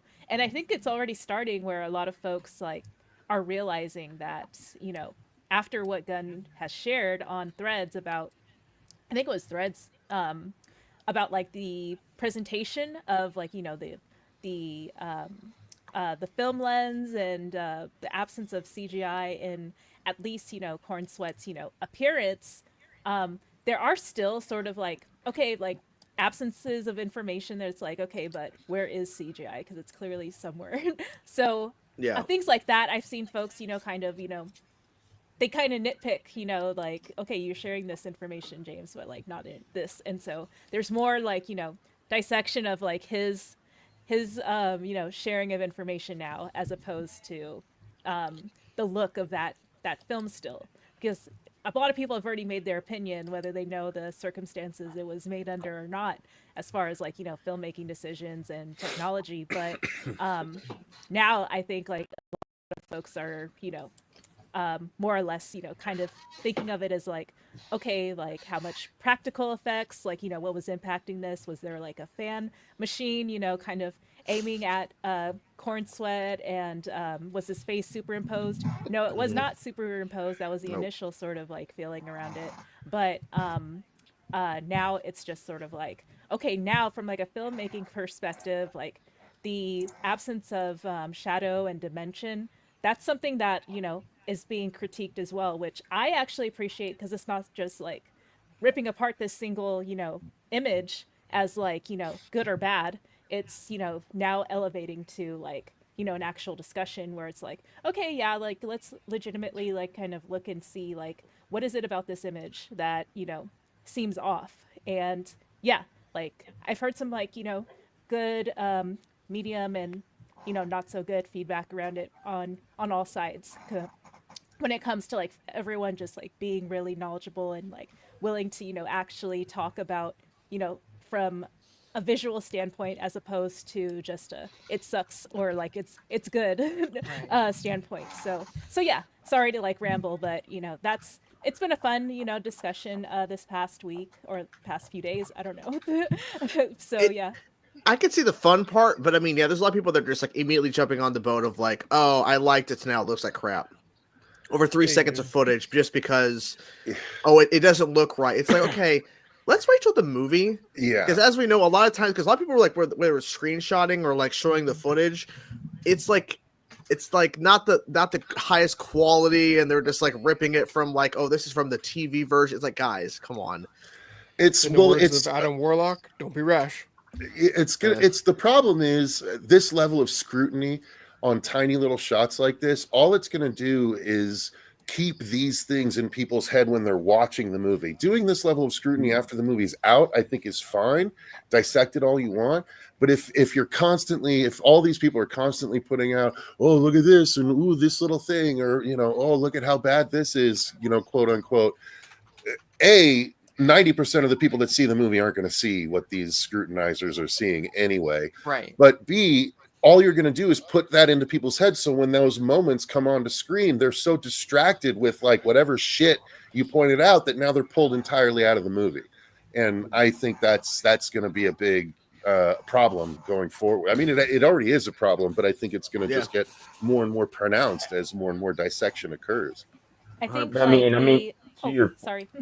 No, you're good. No, I was gonna say, and to your point, Ray, I was gonna say like that was the same thing that I saw when they before the trailer even came out. People were talking about the first reveal and they saw his suit, and people were like, "Oh, this is bad. It looks like he's wearing like a leotard or whatever." But then like they see James Gunn come out and Cornsweat come out basically saying like, "No, yeah, we chose a suit like that for a reason to have him be more based in reality to." Have people kind of like accept him more. And then you kind of see like the discourse of people online kind of be like, all right, guys, well, I mean, they're giving their reason of why the suit is like that. Let's at least give this movie a chance. Like, we haven't even gotten the first trailer. And then the first trailer comes out and everybody's like, oh my gosh, this is actually amazing. And then, so I'm like, I agree with you. I think like over time, because it's the same thing with the Guy Gardner portrayal that they're doing right now with the movie. And that whole thing about, oh, his hair is not right, he looks funny, but then in the comics they don't understand that like Guy Gardner looks literally the same age as the actor. So I'm just like, I think over time, the discourse that is like the negative side about this movie, I think when people like kind of like let the movie sit and it comes out and then people are able to see the movie, I think over time people's like little like nitpicky opinions about it, I think those will go away and then like the movie will be good in my opinion. Yeah. I think. I guess like. Oh, sorry, go ahead. Sorry, Darren. Go ahead. It's fine. It's fine. Go ahead. Yeah. I was just thinking right now, like how little we know or seen of the new Jurassic Park movie. Although there's like a lot of like, or Jurassic World. There's a lot of high profile, actors. I'm sure there's going to be like a lot of talented scenes and stuff. We've seen virtually nothing of it. At least I haven't. Super Bowl. Super Bowl. Yeah, Super Bowl. Yeah, so, like, Super Bowl. I kind of wish that yeah. there was that sort of like anticipation and like an air of mystery around it with Superman. So like I kind of understand why that's not the case, but on the other hand, I wish it wasn't that way because I do want to go in with like little to no expectations and just have like a great time with the film. And yeah, I do see sort of like the preconceived notions of like the color grading being too similar to the Flash, as well as like the some of the filmmaking decisions around the cinematography and characterization from what we've seen in the trailer, or like there's a lot of assumptions, I should say, and some of those are justified, and backed up, by folks who either read the comics or who have this perception of what the DCEU leading into like what the DCU is. Oh, I thought it was different, but it's like tonally it looks the same, but it's but we're making assumptions, based on little information. So all those things to say, like Cecil, to your point, yeah, like there could be discourse that could hurt the performance of the film in the box office, like out the gate, similar to what I think happened with The Flash. I think it was like the discourse, not the controversy that was outside of the film, like discourse around like the visuals of the film. And so I would hate to see that happen to Superman, and that's why I'm saying that the Jurassic World approach of just like like we know it's going to be banger because like all this talent is on there, and me personally, I'm excited because like I don't know what's going to happen, so like they're not even like really a teaser trailer, so like it's there, like that anticipation is there. So I don't know, I guess like me seeing like so much news about and set photos and clips and teasers of teasers, I would prefer not to have had that. I understand why it's there, but yeah, I'm just sort of like comparing and contrasting, with other examples. So sorry to have a ramble again. No, you're totally fine. I don't see anybody doing that with the. I find it funny though because a lot of the people that I did see that were kind of like criticizing the Superman movie online, even when the trailer did come out and it was getting praised, a lot of the people were like Marvel people, and obviously like there's this whole like tribalism, like we were talking about earlier. There's like this whole like tribalism between like DC movies and Marvel movies and yada yada yada. But like it's funny that like there's some stuff that I've heard about the Fantastic Four movie, even though we've only just gotten like set photos, that I'm just kind of like, okay. I'm not worried, but I'm wondering how you're gonna execute that. And it's funny, like I just find it funny that like no one's like. There's been some things where I'm like, I'm not the only one that like is reading certain stuff about the movie before we even got in the trailer that even still has questions, but no one's talking bad about that movie online right now. So I just find it funny that people are like, oh, like they were praising it before, then like this clip happens of him flying, and people are crapping on it right now. But like there's some stuff in the Fantastic Four movie that I was reading that possibly is gonna be in it that I just didn't see nobody online like crapping on Marvel. So I was like, okay, all right. One thing that I think is really interesting, that I think Superman's in a very interesting spot, where this is the first time I can think ever to this scale that they have started a cinematic universe in this social media like hyperspace, right? The MCU, the Arrowverse, the like DCEU. Yes, the internet was a thing, but we weren't doing these kind of conversations when those started. We have been here for every single step of the way, from the casting to the announcements to the film. So we're going to be here every week for a universe that we don't know the tone, the style, if it's good or if it's bad from the jump. So we're going to be criticizing every single step of the way, which we've never seen before. So I think that, you know, shines lighter or like why we're noticing it more with this universe comparatively to like the MCU is because, well, this has never been done before. Like we're here for the like creation of a thing. And I'm going to be curious like what the next 5 years looks like, because we are like they are going to be setting their foundation down. That's going to go very well. That's going to go bad. It like every universe there's going to be those hills and valleys every time. So I'm curious, like come 5 years, how we're going to look at the general perception of that universe once we kind of have a little bit of a taste. 100%, because right now we're just seeing the birth of it, or like what James wanted to do. And to John's point, the reason why there's not been any discourse about the Fantastic Four film is because there's no trailer yet. Yeah. When that trailer comes out, regardless of how good it is, there are gonna be people that are gonna be shitting on like, oh, did you see this? Look, a particular shot. This looked kind of weird. It's like, because that's Galactus the thing. is blue. Why is he blue? Pedro's too old. That's gonna be Pedro Pascal. He's told to be a read. It's like, at the end of the day, the problem is the internet is just getting more and more toxic and just more and more just like over analyzing everything. And it's like you can't. The lighting, bro. Dude, exactly. The color grading complaints from armchair directors make me laugh so hard.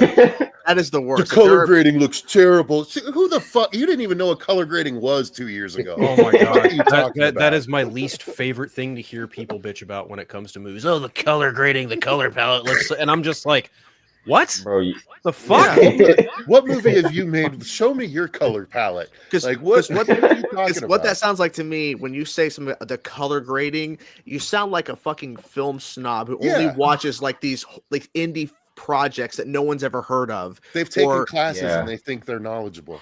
Or they have it and they just seen a couple of films that are obscure and no one's really heard of it. I'm like, oh my god, this movie's so amazing. Look at the cinematography on this. And then they go see a blockbuster and go, well, this is really bad. And they should have done this. Like, okay. When they get on their iPhone and they're like, oh, I can do it better than them on their iPhone. Yeah. Or they have like the same thing and they try and tell you what they know and don't know. I dropped out of film school. I know what I'm talking about. Guys will watch Blue Velvet and just say the same people that were complaining about like color grading and like Superman movie are like the same people that would be like, oh, like you guys were saying, like the indie movies have good color grading, but those people would say like Oppenheimer, like the color grading in that movie would be terrible. So I'm just you know what, dude? Nosferatu, a little too dark, dude. Yeah, and that's a fair criticism at times. And that's a fair criticism, but at the same time, I think Nosferatu is perfect the way it is. Oh, that movie it had to look visual sex. Because when the nighttime scenes, it's basically him doing his own version of black and white to almost like it's close, but it's not exactly. But it's so good. God, it's only too dark because I want to see the mustache more. I'm Nosferatu. Google a picture of the fucking standee then. No. I gotta say, outfit with his hat when he first beautifully made movie, but I was bored to shit. I don't know. Hey, to each their own, but hey, but you can't. The 4K. I get that point. Like, it definitely isn't a horror film. It's more of a gothic, like romance. But those never, Crimson Peak, those never sit well with me. I don't give a shit. And that's perfectly fine because you said beautifully looking movie. Because the thing is, you can't argue because I feel like the movie, like the movie, like pacing. Okay, sure. But visually, Robert Eggers crushed it with that fucking movie.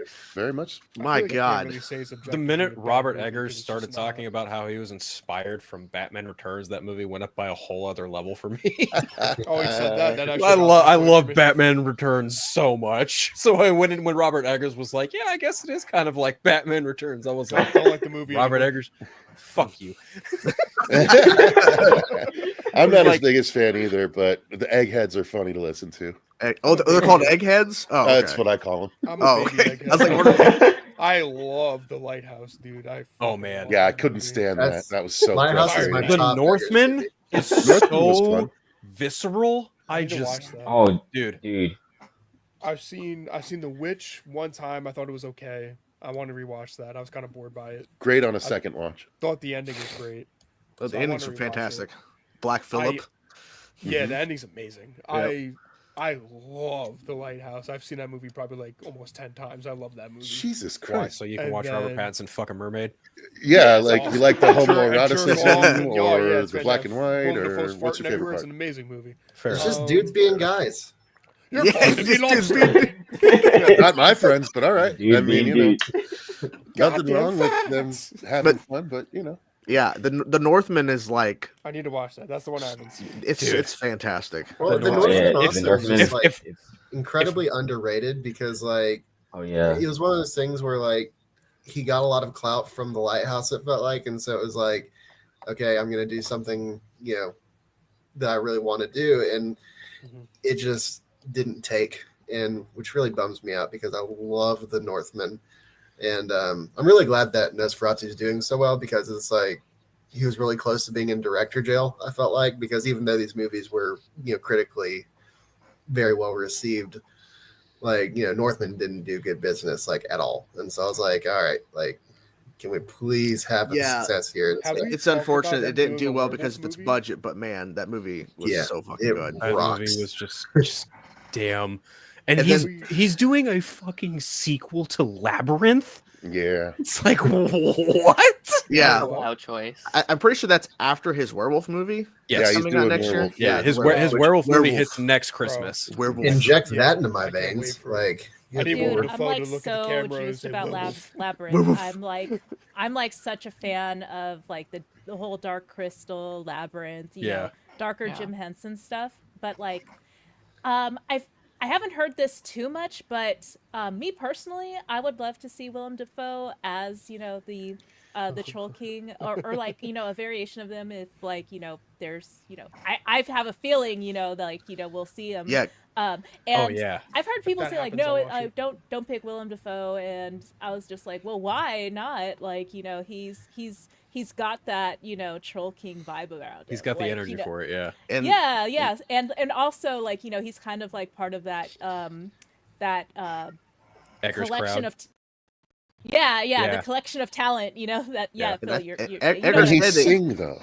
yeah, and Eggers said that Defoe has a role in the next two movies. So this So would he's for include the sure in werewolf. Labyrinth. Fuck Yeah, yeah. which is funny because like amazing. I think it was mentioned last week. There was a joke like, okay, in the werewolf movie, Willem Dafoe, he's just going to be the werewolf. There's not going to be any special. He's just going to walk around as the werewolf, and he's like they turn into Willem Dafoe.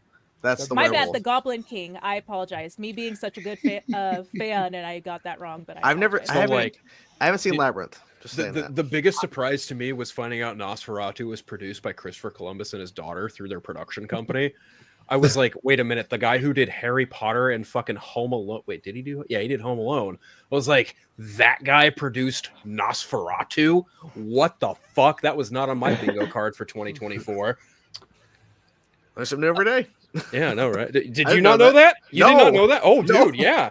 Yeah. That's There's a whole weird. spread about it that, like, right after the movie came out, Chris Columbus, they were talking about working on the movie with Eggers, and Eggers was like, yeah, I wasn't, like, going to get this movie made. And then at, like, the last minute, here comes Chris Columbus, like, no, you're making this fucking movie, and we want it to happen. So, yeah, that's awesome. I hope Willem That Dafoe was is- Paul. I'm something like a goblin myself. Literally. Yeah. I know. But what a leap for Columbus, like Home Alone to Harry Potter. Potter, Although I you know. guess like there was like, you know, some sentimentality, you know, around Home Alone, and, you know, some whimsicalness about it that I did get from, you know, the initial Harry Potter film. So I can Oh, yeah. I can see it, you know, I Because he I did the see him first two. cooking. Yeah. Yep. Yeah. First two. Yeah. He did the first two. Because Yeah. you see the shift in Prisoner of Azkaban where it's not Christopher Columbus. You know that's Oh, not no, him. that's There's Alfonso no Cuarón way. through and through. Yeah. Yeah. Yeah. So Nosferatu. Yeah. Bro, he just has Robert Eggers just has to put Willem Dafoe into all of his movies so he can just say yeah. the title of the movie. Yeah, Oh, yeah. Werewolf. Yeah, because in the market, werewolf. Willem Nose Dafoe. up, face right in the camera. Werewolf. Willem Dafoe is to Robert Eggers is to what Michael B. Jordan is to Ryan Coogler. Like they are, Abso-fucking-lutely. I hope they so. are Yeah, just bro. symbiotic in the best way fucking I possible. need Sinners, dude. I didn't even see Yeah. the new Dude. trailer because I kind of don't know if I Yeah, want people are to. saying I don't don't. want to watch Oh, it. that new I don't want to watch it. I saw not the gonna watch it. screenshots. I was it's like, very like spoilery yeah, inside course the it is. trailer. I just want to watch that movie so fucking bad. I can't Yeah. express it. I love. I'm excited for that movie. Oh, I yeah. saw the new trailer today. I thought it was. I mean, the new trailer definitely spoils the movie, but I definitely still want to see it. I'm like, dude, please, Because like please. I'm really happy that the MCU has a director like Ryan Coogler. Like, Yes. amazing, but Mhm. I want to see him make original things too. Yeah. It's like his original movie. I Sinners, mean, even though yeah. Creed is like not technically, it's like original, but not. But Yeah, but it like, definitely is a when different like- direction for that franchise. yeah, so like Follow- it kind of is, but like like for I- Real Station, like he's just such a great director. I want to see him just do original stuff and Black No. Panther. Now I just want to see a version of Nosferatu, which is one of playing all the characters. That's what I want to see now. So he'd be having sex with himself at the end of the movie. Yes, don't question that. Nice. Yeah, That'd be kind of hot. Not gonna lie. Maybe I'll. No, I don't know. I'm something of a Yes. vampire myself. You know, Can someone like pitch a sequel to Being John Malkovich, but it's being Willem Dafoe? hell yeah, I'd watch hell yeah, it. he's a treasure. cool. Yeah, I wonder what role he's gonna have in the werewolf movie. Like that'd be like, is he the guy who becomes a werewolf? I doubt it. It's probably gonna be like, Nah, but I okay. don't know. Question: who do you want to be in that movie? Because out of all the people he's worked with, I would love Robert Pattinson to come back to work with him. I was just thinking that Robert Pattinson. If his schedule permits it, yeah, maybe. He would. Yeah. He would. Yeah. And that man had his family, and he's like, that might work. Whoa, That's a crazy echo. am I hearing that echo too? Yeah, I'm not yeah, crazy. Whoa. I've been hearing it since I was backstage. Yeah. I did too. It's worse now. Let's see. Let's try this. Ah, I know who it is. It's John. It's John. Yeah, man. You're Echo Man. Oh, let me see. Yeah, I'll mute you for a second. Sorry. Yeah. Wow, that was whoa. Echo confirmed. Echo. Echoes confirmed. Echoes. Echo. Oh, Andrew Garfield will be the werewolf. Yes, they're gonna bring that in from him being the werewolf and the No Way Home's like, yeah, I'm the werewolf. I'm not actually doing this. Like, Actually, I want all of the New Zealand guys that were werewolves in What We Do in the Shadows to be the werewolves in Robert Eggers' werewolf movie. there you go. The leader guy. Werewolves. So- werewolves. So I have a question about Labyrinth because that's not a movie I grew up on. I Oh. had saw it eventually, but it's, a little past my time. Mhm. As someone who doesn't know, do you think there's an audience for that movie in the current day? Like, obviously, I know it has a cult following. I know people grew up on that movie. But if a new one, like when this comes out, are people going to be like, oh my gosh, I need to see this new one? Do you think they can market to a new generation? Because as it stands, like, I don't really care at the moment because I didn't grow up on it. Like, I currently don't have a real interest in it. So just like people who are fans of it, like, what would you guys do to kind of like remarket that kind of franchise, I guess? I don't know. I think share it's the got a same concern. big enough audience personally, Okay, and all okay. the parents have likely shown the kids. Sure. All my friends have that have Gotcha. kids, so that's Yeah, the base. I've at not least. seen it, so I have no clue. I would say you have to a balancing act, new generation, the original audience. So I would like that's the only way you can. I mean, I remember seeing The Dark Crystal way after when I was way older, a few years back. Didn't love it, but if I grew up maybe seeing it for the first time, I might feel different about it. But I saw that film Right. and I'm like, I like the fact that it's dark and it's different, but the story, I don't know, it just Right. didn't really connect for me. If I could support Robert on that one, I don't. I really just don't Yeah, like we care, to be honest, as politely as I can. Like, I don't. I tried to get into the original. My mom liked the original Labyrinth. I'm just also not into kind of movies like that, like musicals and stuff. Right. Like I'm just not. You know that at least Robert Eggers, he's gonna look visually amazing. It'll You look know that. amazing, but like that's a real hard sell for me. Yeah, like we had my teacher had put it on for us the day before Christmas break started. So like we're like 30 minutes out from leaving for Christmas break, and our teacher put it on, and we're like, I'm sorry, we don't give a shit. Like we want to go home, we want to get out of here. And I feel like there's always been this like negative just like imprint on me because of just all that. It's not the movie's fault or anything. It's just I've always had that in the back of my head. So again, I would just be curious to see like how they market that and stuff like that. Well, that's the question. Will it even happen? Because by the time Robert Eggers comes out with the werewolf, will he actually still he's attached to it? But as we know, there's constant changes all the time. So what if they're like, actually, we want this to come out sooner. We don't want to wait. Right. So they go on to someone else, And honestly, based on what he's been saying, I mean, he says he was writing a Western. He was working on a medieval movie called The Night or something. I prefer to see original stuff versus him doing a sequel. Like, I know Nosferatu wasn't original because it's based off an original, like, original ripoff of the Dracula IP back in the day. But he did his own, like, kind of version of it. Yeah. But, like, obviously, it's a direct sequel to the original. Like, it's like, okay, this is taking an IP that's already been made, and he's doing a direct sequel. He's not, like, trying to remake or do a retelling of something. So, I don't know. I prefer Robert to kind of stick with more stuff that's more in his kind of wheelhouse. But I don't know. Finish off the trilogy, make the Mummy. Oh, that would be amazing. I'm not going to lie to you. I mean, you're doing a vampire, you're doing a werewolf movie, you might as well do the Mummy. Yeah, do a Mummy. You might as well just do it. Oh, God. And I think someone interviewed him, asked about that, saying, because he's like, I don't want to shoot a car. I don't want to shoot a phone. Yeah, I saw that. Yeah. So someone like, well, what about something ancient Egypt? And he's like, I'm like, okay, please let that start spinning the wheels. Cool. Even if it's not a mummy story, an Egyptian story way back then. Holy crap! There's something. Bro, it'd be insane.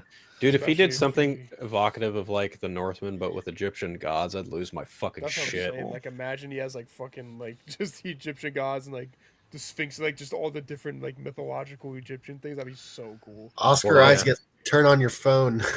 Oscar, please. Or like maybe a movie about like the because Anubis, bro. Well, no.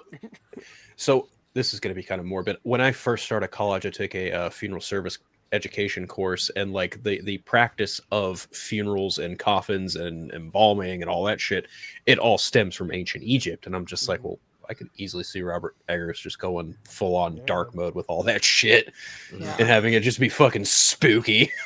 I'd love that. Fucking awesome and depressing. Well, who cares? It's going to be beautiful. Who cares? Yeah, man. Who cares about their fill-ins? As long as Willem Dafoe is having sexual relations with a mummy, I'm sold.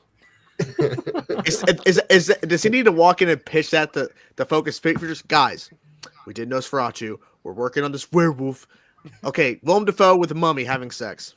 Got it. Like, I'm just making fanfics of all these monsters, bro. We had sexy, disgusting vampire. We're gonna have sexy werewolf. I think we just send it in the third one, dude. We're gonna have Willem Dafoe just fucking the shit out of a mummy. A sexy mummy. Brendan Fraser's coming back. We're pulling out all the stops. So we're doing the whole thing. If they announced that Robert Eggers is doing a Mummy 4 with Brendan Fraser, I'm like, you know what? I don't know about this, but at the same time, why not? Why not, dude? He goes a completely different route on that. Can Isaac Gonzalez please be in there somewhere? I'd love that. Oh, yeah. I mean, anything really. Except just Willem Dafoe running around.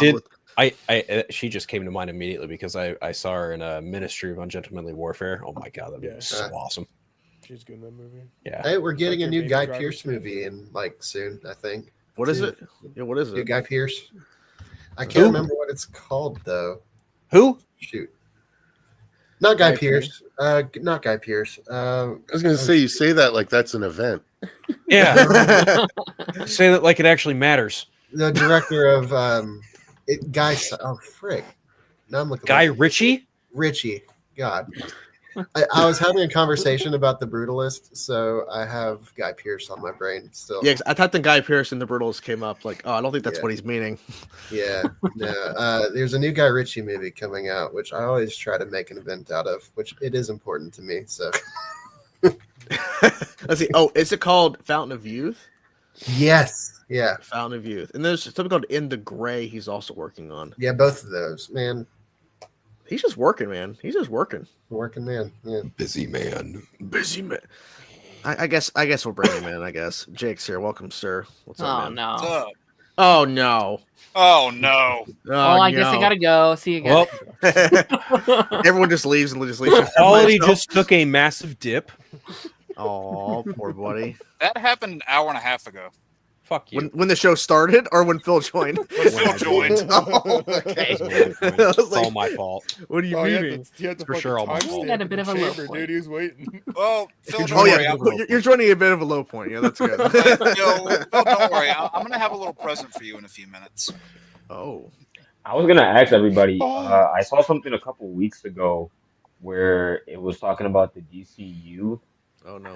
I don't know if everybody else feels the same way, but somebody online said that I think it was him personally, but Bill Skarsgård basically came out and was like, "Yeah, I love to be like the DCU version of the Joker." And I saw that and I was kind of like, uh, not to say that like his version probably wouldn't be amazing because like let's just I'm just gonna be honest, like anything Bill Skarsgård has been in has been amazing. Like he was amazing as Pennywise. I was in the minority. I actually liked Boy Kills World. I liked him in the John Wick movie. Obviously Nosferatu. He's been in a lot of other stuff, but The for me masterpiece personally, Crow. Yeah, the Crow. yeah, I just got it. I'm a big oh Crow my apologist. gosh. You like that movie, Rhea? Yeah, I think it's the theater experience, and being such a Bill fan, yeah, like I'm extremely biased, so Fair don't enough. trust my Hey. opinion at all. Hey, you know what? It is a step above Crow Wicked Prayer. I need to watch the library of other Crow films. I've just been, don't do that. Just watch the original. The original is untouchable in terms of like craftsmanship and performances and whatnot. City of Angels it's a movie. What's the third one? Damn it. Fuck. I actually like this one too. Salvation. Thank you. Yeah. Salvation Mm-hmm. isn't bad, but it's just retreading on things that the first one did better. And then Wicked Prayer is just a fucking mess. Oh my god, that movie is That's an just understatement. an absolute eyesore of a mess of a movie. Oh my god. At least Bill Skarsgård, there's something charming going on there, and he uses a fucking katana, so there's that too. But it's Bill Skarsgård in just a array of just dark mess. I got it, dude. I don't know if you guys saw it. There was this cartoon movie that was out when I was a kid. It was Batman versus Dracula. Oh yeah. Hell yeah. Bring back Nosferatu, bro. Batman versus Nosferatu. That's from that There it 2004 is. Batman James cartoon, Gunn, right? pay me. Yeah, You got yes. it, dude. There you go. I reacted to it when I was watching the Batman show, and I got to that movie. I'm like, this is good. That's Bro, like that my was one. Bro, I That's used my to watch one. that all the time as a kid. That's my one blind spot of Batman cartoons. That's the one I haven't seen. I don't Fuck, even think man, I watched reacted that to it. You're a show. big- I just watched that movie. You're supposed to be a big fan of my channel. Why the fuck did you not watch it when I was reacting to it, man? You're fucking fake fan over here. Damn, man. Come on. Hey, I don't lie about movies. Shit. Wow. Wow, I didn't man. watch it because I am a fake fan. It's a fun time. It's a it's fun good. movie in that universe. It's a fun time. And it's darker than the show because the show couldn't do some of those things that movie was doing. Like, Yeah. there's a whole thing. Drinking blood and shit in there, bro. Yeah, I was about to say that there's a whole Joker thing. I'm like, my god. And that Joker looks like a fucking crackhead too. Like he's creepy. Yeah. It's also voiced by Kevin Michael Richardson. Yeah. And then you're wondering he how is. the fuck are they going to make this work in the show? Because timeline wise, what is happening here? Like, how are they going to avoid not talking about this? And they found a way not to talk about it. Like, Yeah. story wise. Because it falls in the middle of the show, timeline wise. So, What I literally seasons never does it watched fall a in show between? just that. I think it's seasons 2 and 3. I think. Yes, because season 3, spoiler alert, not really, because the show's been out forever. Batgirl is introduced in season 3. Because they and did it's Batgirl before Robin. And it's before, yeah. So, yeah. But they found a way story-wise to make it not, like, the show doesn't address it ever. And I understand why, because how do you, like, I don't know how you go about addressing that, the way they handle that story. I'm like, yeah. I mean, like, there's some fantastical shit, but like, okay, we're going to bring up Dracula. It's like, no, guys, you don't have to. It's fine. Bro, I just It's like you can butt stop. booty naked Nosferatu fighting Batman, dude. I would love that. Batman. Apparently, Man Bat was a choice on the roster for Creature Commandos before James Gunn decided to go with the current roster that he had. I was like, oh, okay, that would have been cool. That would have played right into Brave and the Bold if they go where I think they're going. Yeah, if Andy Brave and the Muschietti Bold would be a good choice for like a Man Bat kind of. Oh, I story. 100% believe Andy Muschietti is going to do the whole Man Bat Ninja thing like in I Batman and Son. hope so. That would be fucking incredible. Oh my god. Because See, he I'm is the not director of excited that about movie. Machete doing this. His Really? his most recent statement about how he just couldn't, he didn't take a single bit of responsibility for the Flash, and he's still trying to say like this was a good movie. It just was, ripped apart by the critics, and it wasn't fair. And it's like, dude, you got to take some accountability for how bad that movie was. mean- so I don't like that he's in charge of Brave and the Bold. that wasn't entirely his fault because he was shackled to make the movie a certain way, and the movie had pretty much no legs by the time it came out. Movie, it was gonna crash regardless. You say he didn't have much control. He's still the director. Yeah, but that was like a studio. The director's beholden to the movie. studio, sure, but everything else is the director. Like the buck stops with him. Where's that? Yeah, I think that the problem is there's so many different stories that came out surrounding that film over the years in terms of leading up to the release. Sure. I can't wait to see the documentary made about the making of that movie because there's so many things that are being said about, okay, this is what the studio did and here's what they cut, here's what they changed. Because that movie went through so many different directors before they ended on Andy, and he actually went through it. Because I remember like back at Comic-Con, they brought out the directors of DC. And at that time, it wasn't Andy at all. It was Rick Famuyiwa. They brought him out. And so there's so many things that they went through in terms of script for that. Because as it's been said, they announced that film the second week into the Flash's, the show starting, and the movie comes out after the show ends. Yep. After 9 seasons. So it's just kind of crazy how... Not the film, but that's when Ezra Miller was cast. The actual Flash movie wasn't announced until a little bit later. Oh, okay. That's just when he was cast for Justice League. Gotcha. But it's just crazy how the timeline works on that. But I mean, I think Andy's comments, like, there's been a lot of discussion about that. And I think my point was like, yeah, there are people who know the Flash. People obviously don't. I think part of the problem is the marketing of that movie and just in general the quality of the movie is also a big issue too. But there's just a lot of. Do I want to chime in about this or not? Because I'm not gonna shut up about this if I do. Oh boy, I'm probably not going to either. I'm a little terrified. Yeah. So well, it's all about perspective. He's the director of the thing, so I get it. It's his perspective because he actually was there, knowing what all occurred.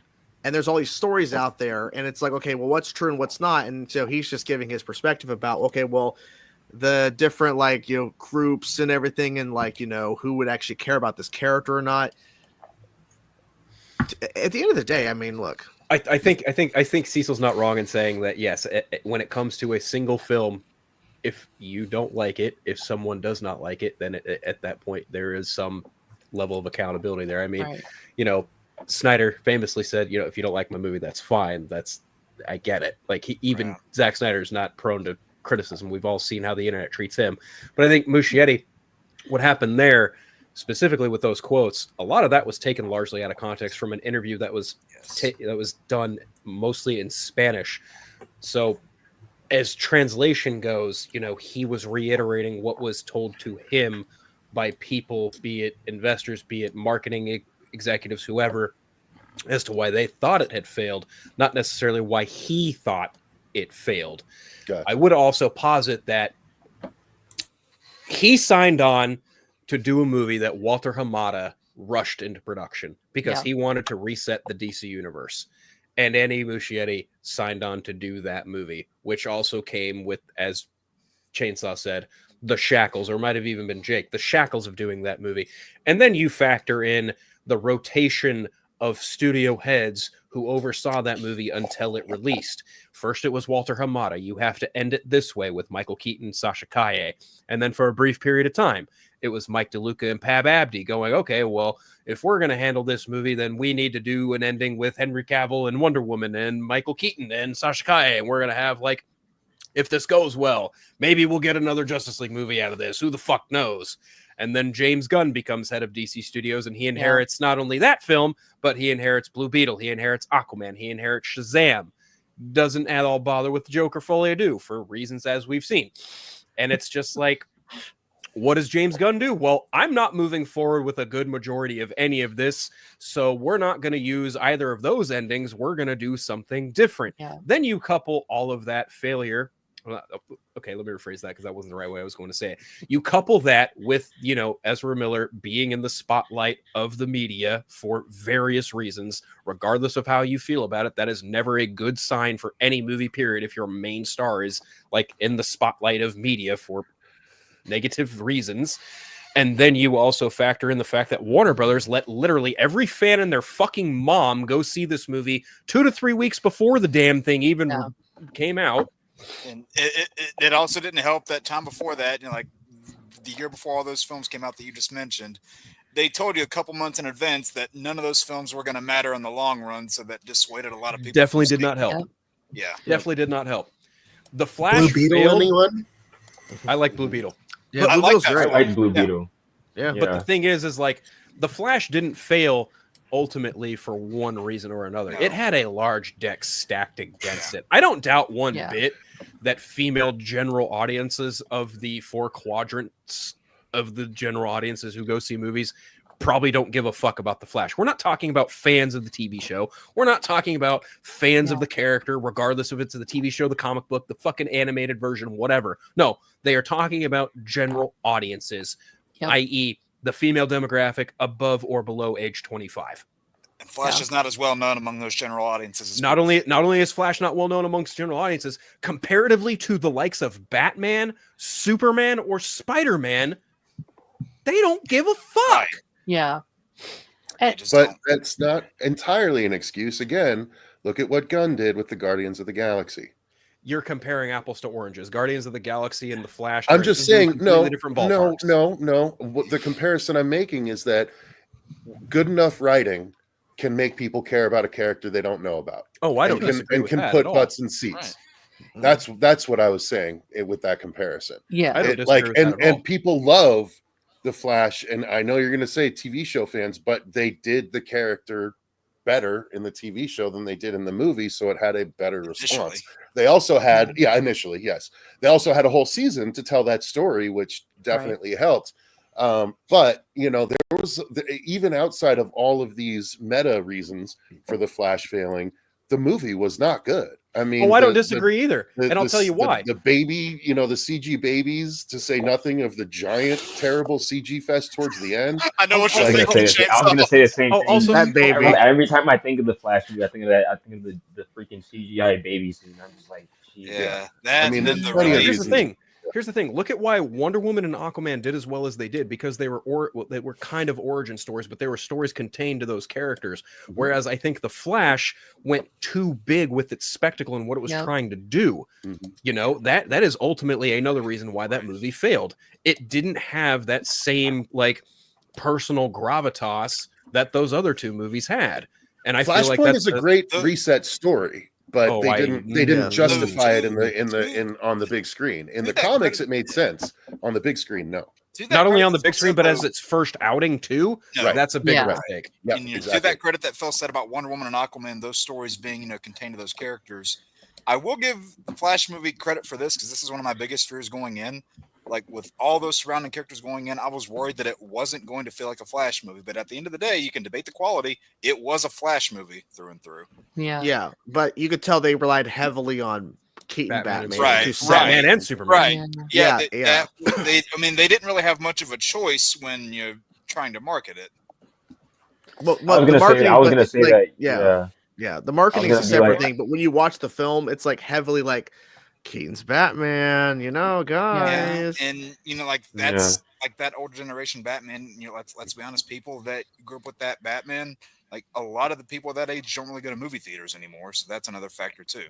They didn't care. It wasn't going to be as big of a sell as Tobey Maguire and Andrew Garfield coming back, which was Hollywood's worst kept secret, but we hadn't seen any official footage. Meanwhile, Keaton was at the front of 85% of the marketing. How old do you think those people are? It was only 1989. There's a lot of people that still go to the theater that were seeing that movie. I'm just saying, we are. Holy shit. I'm not saying a lot of them don't care about those movies, but also with how expensive tickets are getting at certain places, a lot of them will just wait a month or two before it comes to I'll throw this out there as a comparison, though, Jake. Top Gun Maverick did over $1 billion. And that was a sequel to a film that was decades and decades ago. But I think the point is older audiences don't go to the theater a lot anymore. Only for very specific reasons will they? Because a lot of times they're just staying at home. Yeah. Especially with how big streaming is now. Literally, I've went to the theater once this month so far for Wolfman. I'm going to go tomorrow for a Companion. I've seen 23, 24 films already so far this year. And because streaming, it's just readily available. It's just there for me to watch pretty much anything I want. So it's just easier for people to stay home now. And that's why I think theaters, depending on where you go, theaters are struggling. So continue to defend Jake a little bit though. how Whoa, much of what? that audience, I know, I gotta be careful, how much Careful. of that audience are into the comic book stuff, though? Like, obviously, a lot of them are, but it is a, like it really became popular in the 2000s, you know, in the 2010s, and I feel like a lot of the people that grew up on that Batman hasn't really stayed in that world as much as some of, you know, we do, the really diehard fans, where like Top Gun Maverick, I think is you know, like anyone can watch that movie. You know, you don't really even need to see the first one to like that movie. It's just a great movie. Like, I think it's much more accessible for a lot more people.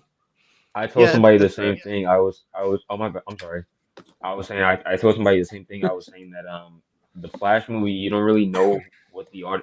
Typically you get a general basis of like superhero movies, like who the audience is for. With the Flash movie, I really didn't know, even as a superhero movie fan and as a comic book movie, like as a comic book fan, you really couldn't pinpoint who the audience was for. It was like they made this movie using this storyline that really only a niche audience knows about, and then the marketing on top of that, you know, factored in with everything. You don't know who the audience is for with that movie. So I think that movie compared to Top Gun Maverick, like Darren was saying, it's like, you know, it's like Phil was saying, it's apples and oranges, because it's like Top Gun, you really didn't really need to watch the first Top Gun movie. I only watched the first Top Gun movie because I watched Top Gun Maverick. So it's like, but with the Flash movie, it's like that audience was like not there. So yeah, like it's an event movie for the DCEU, but at the time, no one cared about the DCEU. So it's like, well, I'm not gonna go see this event movie that's been building up throughout the DCEU and also all this other DC lore and stuff like that. So it's like it's definitely hard to market it, being like, yeah, come come see this movie. And plus, a lot of the stuff that was connected to it, you didn't really have to see a lot of that stuff before going into it, because it's not like they referenced a whole lot of what happened. I mean, like, yes, there were some Man of Steel ties with Zod. There was like the small mention of the Snyder Cut with the reference to time travel, but that was really it. No other things were referenced. So it's not like, you know, what happened. I'm just going to use this as an example. It's not like what had happened with, you know, like with Endgame being marketed as that event film. All those little things had built up to that one, and things from multiple different past films played into it, whereas that was less so the case here. Yeah. I just think at the end of the day, the unfortunate part is DC was kind of in between a rock and a hard place with these last number of films, because over the last number of years, their films were not doing well. We can talk about the quality, but box office wise, they were tanking. It was bad. Even before the James Gunn takeover and saying, hey, don't worry about these movies, guys. They were just failing. Aquaman made $1 billion, then everything started to fall apart from there. And then Joker made as much money as it did, and part of the reason is why is because it wasn't connected to all that stuff. It was a standalone project. It was casual audiences. It was also lightning in a bottle that came out during arguably the peak of the genre. Yeah, because you didn't have to watch the Joker first film to understand anything from like there's no universe. And I feel like maybe that's why the first Venom film did so well at the time. Like, okay, there's nothing else connected to this. Like, what is this? And then from there, it's like, okay, well, all this stuff, and they're trying to connect stuff later on. It's like, Sony, calm down. I think that's the problem with universes. I feel like, hey, you can tell a story and just be on its own. Because, like, realistically, that Flash movie is connected to a lot of stuff, but like, you could watch that film without any sort of understanding of anything else. But it didn't really matter. Like, even if it was rebooting something, it's like, I mean, it technically did, because it set him apart and he's by himself. Like, Barry's just by himself now, but at the same time, there's nothing that we're going to see. We're not going to see Ezra's flashing it. We're not going to see that Batman at the end ever again. We're not like it doesn't matter. I don't know. We're going to see Jason Momoa though, but not as Aquaman. As Lobo. They had a pretty easy. Oh, sorry, Ray. Go ahead. Don't talk off each other. Come on.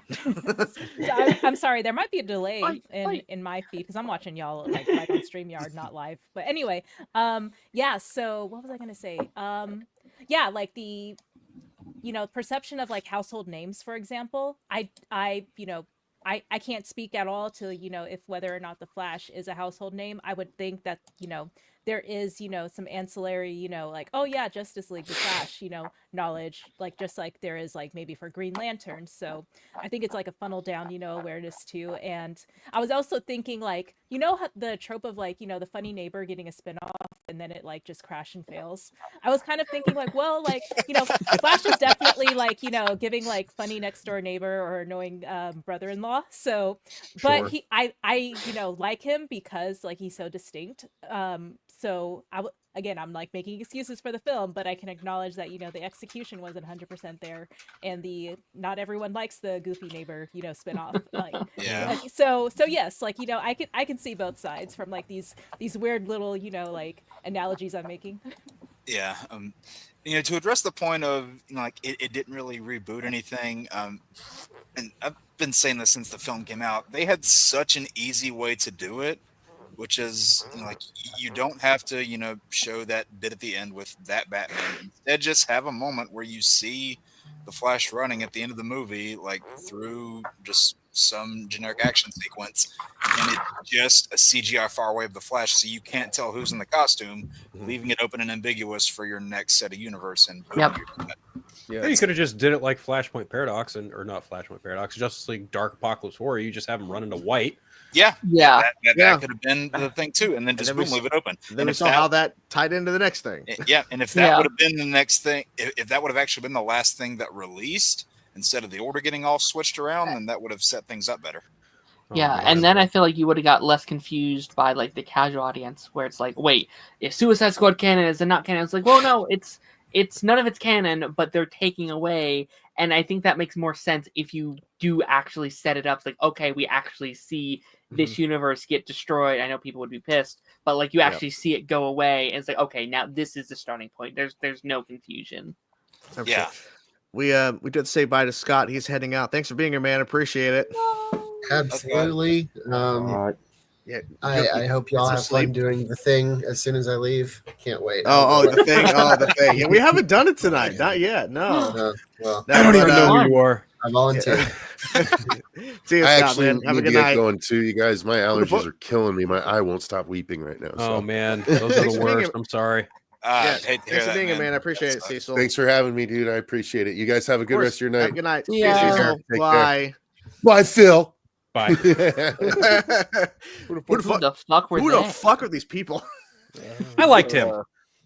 That was actually a nice debate. And I'm sitting there going, it's like, okay, wait, this is going well. Wait, this is going a little too well. Phil's being too cordial here. What's going on? This I know, actually and y'all not need to Phil. like. You need to plug your ats and your channels so I can go follow and subscribe and stuff. I'm just like, wait, come back, Cecil. I have no idea what. the horror show on YouTube. The horror show. Oh, cool. Thank you. Yep, the horror show. Yep. Yeah, he was fun to talk to. Yeah, I love having Cecil on. It's unfortunate. It's not unfortunate, but like he has like screenings sometimes on Wednesdays, so it doesn't work out. But I'm glad he's able to come on and hang out and chat. But yeah, We had good chats last week too. Oh yeah, it's been some good discussions. Week before that? Oh, that's a different story.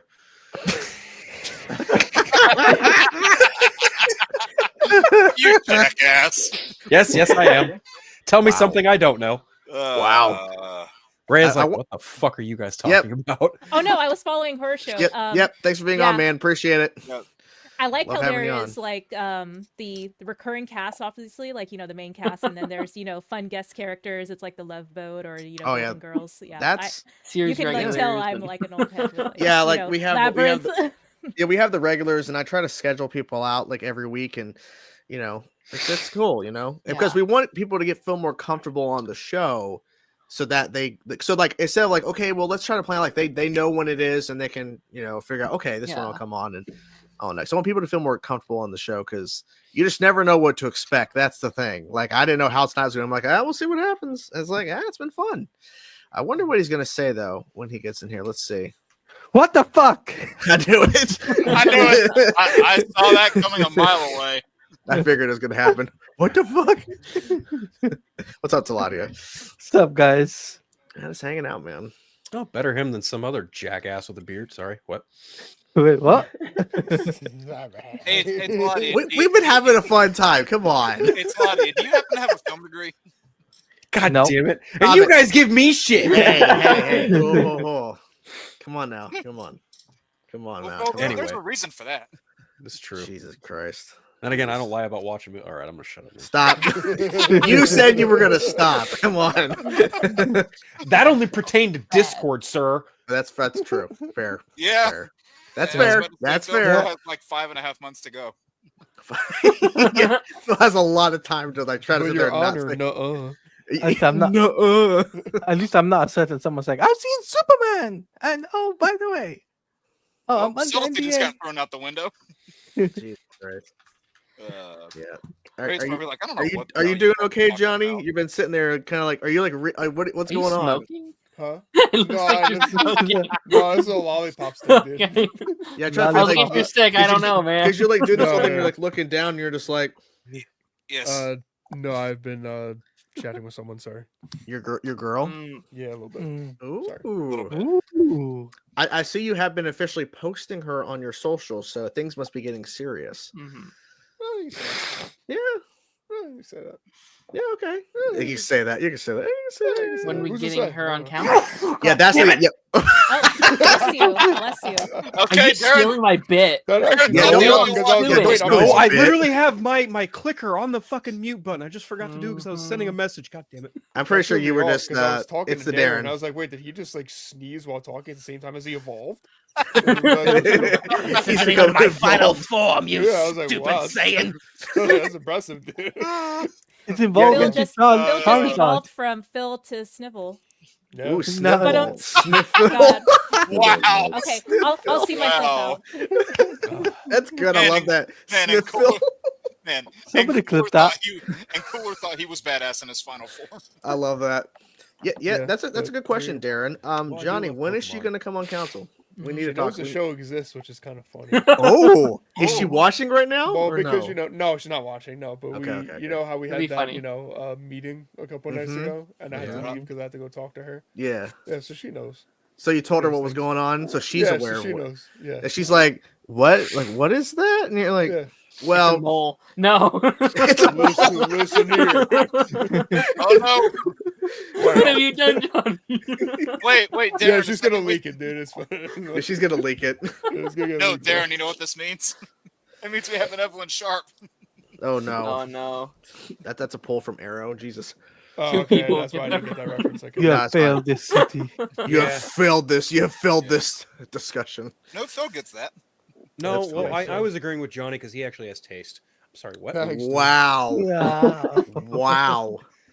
All right, so Well, I mean, he Hey, got off you the guys unit. know this. Equal opportunity clowner. Come on. come on. clown shoes. Hey, Like well, a Johnny. clown shoes. Oh, Johnny moved on from you, so yes, he does have taste. Oh my Whoa. god! Wow. God Whoa. damn. Hey. What? Okay, so what were you gonna say, Rhea? I was just gonna say, like, I feel like we're doing a disservice to Gianni's, name. Like, Gianni. yeah, you gotta, Gianni. Gianni. Johnny. But I call him Johnny because he's actually reminds me of Johnny Bravo. Or Kevin well, Owens. Oh Johnny- yeah, Which he hasn't- I which he see hasn't it. I see seen. the He vision, hasn't seen it. but You yes, need to see that. we gotta, do this. Yeah. Johnny. You'll appreciate My this. God, I'm doing a rewatch of JoJo's Bizarre Adventure, and I'm Oh. currently on Stardust Crusaders, which is the Yeah. third incarnation, the third chapter, and not the next chapter, but the fifth chapter goes over a character named Giordano, and he's a blonde Italian character. And so I can't wait to get to that arc because I'm just gonna be sitting there thinking of my boy here, just I like, mean, yep. If you want Yep. to amp it up another It's notch, not I'll delivery. drop my It's government. DiGiorno. My first name is actually Giancarlo, so me and Giancarlo Esposito. Ooh. Oh. Yeah. I have not seen that That's series fancy. once. I have not gotten into it yet. Which one? JoJo. Oh, Oh. okay. I was It's like, wild. Giancarlo has his own show. What? I was like, is it a John talk Breaking show? Bad, yeah. I tried Wait, to watch so are we- JoJo. Like I failed and started at the first season, even though everyone was just like, no, just skip that. And then that's why I kind of fell off because like I started with the first season. I was just like, That's not. exactly what I was I'm told not about The interested. Office. And then I tried doing that. I was watching it and I was like, I cannot get into See, this. I'm the We're not weirdo about to The slander Office is because good a lot of after hardcore season JoJo one. fans tell me just skip the first season. I'm like, no. Why? Why would you do that? It's so pertinent to things that happen later on. Why would you bother doing that? That's stupid. Because I'm I'm a Joseph Joestar enthusiast who's from Battle Tendency. That's the second chapter, and he's also in chapter 3 and a little bit in chapter 4. The reoccurring theme of the show is like it's about the Joestar family, and each season / chapter goes over a different member of the Joestar family. The first season is about Jonathan. The second season is about Joseph. The third one is about Jotaro. The fourth one is about Jotaro going to find Joseph's illegitimate bastard son, who is his younger uncle. It is fucking insane. And then the fifth one, as I mentioned, is about the bastard son of the evil guy from the first and third season. It's a whole fucking thing. Anime tropes left and right. So there's vampires, there's weird powers, there's a bunch of different wacky shit. JoJo's Bizarre Adventure is a must watch. So all you need to know is it's an anime. It's an anime ass anime. Yes. Yeah. Nice. You guys got to watch Red Ranger Adventure in a New World. That's a top-notch anime right now. Okay. I didn't heard about it. I've never heard of it. Like throwing anime recommendations out. I still haven't seen any of Dragon Ball Daima. I haven't either. I have not either. What the heck is that? So Dragon Ball Daima was the last thing Akira Toriyama was working on before he passed away. Essentially what happens is the Dragon Balls get thrust in the demon realm or hell realm, something like that, and it's up to Goku, Vegeta to go get them. But the thing is like they've been wished and turned back into children. Oh, all of them. Is it all the characters? All of them. Yeah. All of them. Oh, damn. Bulma, Chi-Chi, Goku, Vegeta, they're all kids. And Trunks and Goten and Gohan are like babies. Oh, God. Wow. Yeah. It's not very long because, well, Akira Toriyama passed away before. It's 20 episodes. It's only 20 episodes. Yeah. And they're on like 14 or 15 right now. It's playing on Netflix. You can watch the dub stuff. Well, no, you can watch the sub stuff. It gets dubbed. So as far as the dubs go, they're up to like the 4th episode, but like the overall episode count, they're up to like 14 or 15. So it's almost done. So it's on Netflix right now? Yeah, it's on Netflix. Yeah. Oh. That's how it's getting released stateside. Yeah. Oh shit. Let me look. Okay, I still haven't seen any of that yet. Yeah. It's great. Super was kind of a mixed bag for me, but overall, you've never seen Dragon Ball at all? No, no, I just saw like one episode of my friend's house one time. Yeah. You're not. This is why we got a divorce the third time. Yeah. I've seen. Yeah, the second time is because he wouldn't stop playing the Suicide Squad. That's right. I mostly remember like the Frieza arc, but like I would just watch that in order to get to Sailor Moon after. Fair enough. That's completely valid. Oh, it's every Friday there's an episode. Okay. Yeah. Okay. Yeah. In fact, this Saturday, I'm actually meeting the original Vegeta voice. Christopher Sabat. He wasn't the first one, was he? I thought he took over. Christopher Sabat? No, he was. No, he's talking about the Ocean dub. I thought. Okay, maybe I have the order switched up. I thought Christopher Sabat took over from Brian Drummond in the middle of the series. Is that not right? I was pretty sure Christopher Sabat took over from Brian Drummond. I think you're just making shit up. I don't think I am. Yeah, you're capping. Hold on. You're capping. Christopher Sabat was the Funimation dub. There was 2 different dubs basically. The Funimation Ocean dub, right? The Ocean dub is the one where the Goku felt it wasn't. Fact check him. Fact check him. Yeah, Christopher Sabat's been voicing the character since 1993. And what was Brian Drummond the voice in? Good thing that we sorted this out before you met him. He's like, No, I'm Claudia has it right. Blank. Claudia's right. He is the voice of the Ocean dub. Okay. Yeah. Wow. I don't understand the difference. That's so weird. What is the Ocean dub? That's... Yeah, maybe he'll know because Ronan knows everything. Ronan, can you enlighten us on what the hell's going on? He wouldn't fucking I know. literally took like a 10-minute nap after what happened. Well, we're talking about who the actual original Vegeta is. You would know all this stuff, so go. Who is it? Of course, it's Vegeta.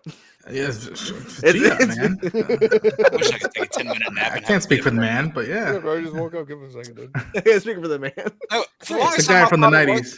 For the longest time, I thought it was Sabat, and then I remember reading that. I was like, wait, what? I heard it was Bill Nye the Science Guy. I'm pretty sure. Oh, that makes more sense. Well, Darren, to quote the man why I himself, just got a medal. that just makes no fucking sense. Language. Come on now. This is watched by kids around the world, man. Watch your language. Why? Come on now. Yeah, it's a family-friendly show. Why? Why? Because the kids love us. Which I'm not. Yeah, it's a worldwide show. It's a global phenomenon. We're the free Adult Swim. The free Adult Swim. What That's lesson do you want kids to take away from our show, Chainsaw? Racism is bad. Don't be like Jake. I like how you said Jake was just like. I got one. Don't lie about movies. Don't be like Ryan. I'll say it. Cinema. No, I agree with Jake. What they should take away is we're all a bunch of morons. It's probably what they should take away that's a from it. given. If you don't take that away, then we're the Always Sunny of children networks. Just I was gonna say, don't listen to any of these guys. I was gonna say, if it takes 70 episodes for people to figure that out, that's bad. Yeah. If we only spit facts. Oh, that's fair. We only Opinion. this is all facts, no opinion. Ocean dub. I like how they're still looking at this stuff. Yes, I am. Because I'm like, what the fuck is this? I've never even heard of this. Also, hi John. Hi Okay, Ryan. one thing that I can at least tell you that he was in, and I know this is 100% correct. For anybody who watched Spider-Man Unlimited, he was the voice of Venom. Tobey Maguire. Tom Hardy. Tom Hardy. Topher Grace. Please, Jesus, just kill Spider-Man. Please, just Jesus. Spider-Man. That scene is fucking amazing. It's so bad. I don't listen. I will defend that movie to the dead. I am not privy to that movie's flaws, but I still love that movie. Oh, it's a bad movie, but I love it. Which one? Spider-Man 3. Oh, I love Spider-Man 3. I don't care. Please don't tell me that don't tell me your 4-year-old sister watches the show. Amazing. No. Please. I know, right? Like, he took it seriously. He got religion. Is the comic referring to Friendly Neighborhood, or just like the series, or just like the IP as a show in general? I was think going they're to talking ask about y'all us. how you. Huh? Yeah, we play like the show. I was genuinely interested to see who watched Friendly Neighborhood and thoughts and stuff. I haven't yet. I have. I have not yet. It's not yet. Yeah, Phil. I know Phil has too. Yeah. It's not a 1-2 punch that like shaketh the foundation of Marvel and stuff whatnot, but like I took it for the stuff I dig it, and yet I'm like, you know what? It's not something I will stay up to watch or wait for the premiere for it, but it's something I'm like, you know what? I'll check it out from here and there. And like I did it on a lark. I forgot it even came out to then. Like I think me and Darren were talking about like because of the stuff that the comment stuff that the star had said. I was like, oh right, by the way, oh yeah, you have a show coming out. That's a weird thing to promote while doing a press for your show. And then I saw the first I think I like the first episode more, but if you appreciate when they take a lot of inspiration from the comics, you appreciate designs. For me, design wise, a lot of the Ditko stuff, and then there's a callback with a specific song, and I like that song a lot. And I was like, oh, that's sweet. Yeah, and you could tell this was initially planned for Tom Holland joint and stuff, and then stuff to show. It's clear as day. Yeah, I think one of the standouts. I wish I could remember which episode it's from, but BLT Productions.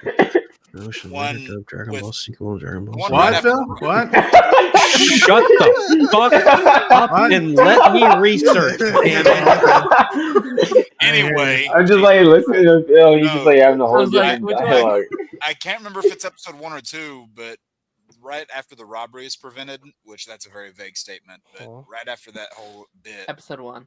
Yeah, that whole sequence after that was probably the standout of both for me so far. And like that, just from that scene alone, it tells me that they understand Spider-Man. Yeah. Just from that scene alone. Yeah. To me, it felt like my favorite stuff from the Tom Holland MCU era Spider-Man is in Homecoming, and specifically the stuff, the simple stuff, like helping the lady with the directions. Yep. Whose bike is this? And then him riding he's one of the train, eating something like that. That is Spider-Man to me. Yep. And a lot of that first episode was just like moments like that. And I for sure thought they were going to do a couple of Spider-Verse moments, like with May in the car. Like I was expecting to say, you gotta say I love you or something like that. And so like there's plenty of stuff to appreciate, but it is I'm gonna say an interesting take the way they're mixing design and animation. But I'll say that like hopefully I can stay with the show and finish it, and then I can give my regard as a whole to the series, because people, whether I'm not into the animation as a whole or not, I can imagine how much crunch time a lot of the artists put into it. So yeah. Hey guys, I do have to go, unfortunately. Thanks for being here, man. I appreciate it. All right, see It ya. was fun talking to you guys. Hopefully I will be able to do this again. Yeah, man. You guys take Plug your care. channel. Pleasure meeting you. Oh yeah, so I was gonna say, if you guys want to follow me, I'm on TikTok as the Film Geek John, and then I'm on YouTube as that movie guy. Okay. Right on. Awesome, man. Thanks for being here, man. You have a good rest of your night, man. Cheers, man. See you guys too. Thank you. See ya. Bye. Who the fuck was that guy? That guy. I don't know who that guy was. Ray, it's like, you guys are so mean. It's oh no, I totally like cut him off right when he was going to do exactly what I asked him to do. I just saw your face in the middle. You're like, what? No. Oh no, I have two so screens, so nice. like I'm typing stuff, and I don't know what my face is doing, and then like I turn over and I'm just like, oh wait, what? Yeah. Did you see it, Ryan? Did you check out the first episodes? No, not yet. So like it just dropped today, and I was just like, oh, It's worth okay. checking out. Yeah. It's like two I episodes, think right? so too. Yeah. Yeah, first It- episode, yeah. It's like 2, then 3 episodes, then 3, and then 2. Yeah, it's like a Is 4 that- weeks of And they have 2 good endings. I was just like, what? Yeah. I'm sorry. Go ahead again. Go ahead. I give you a no, new I did that once. I'm not doing it again. Go ahead.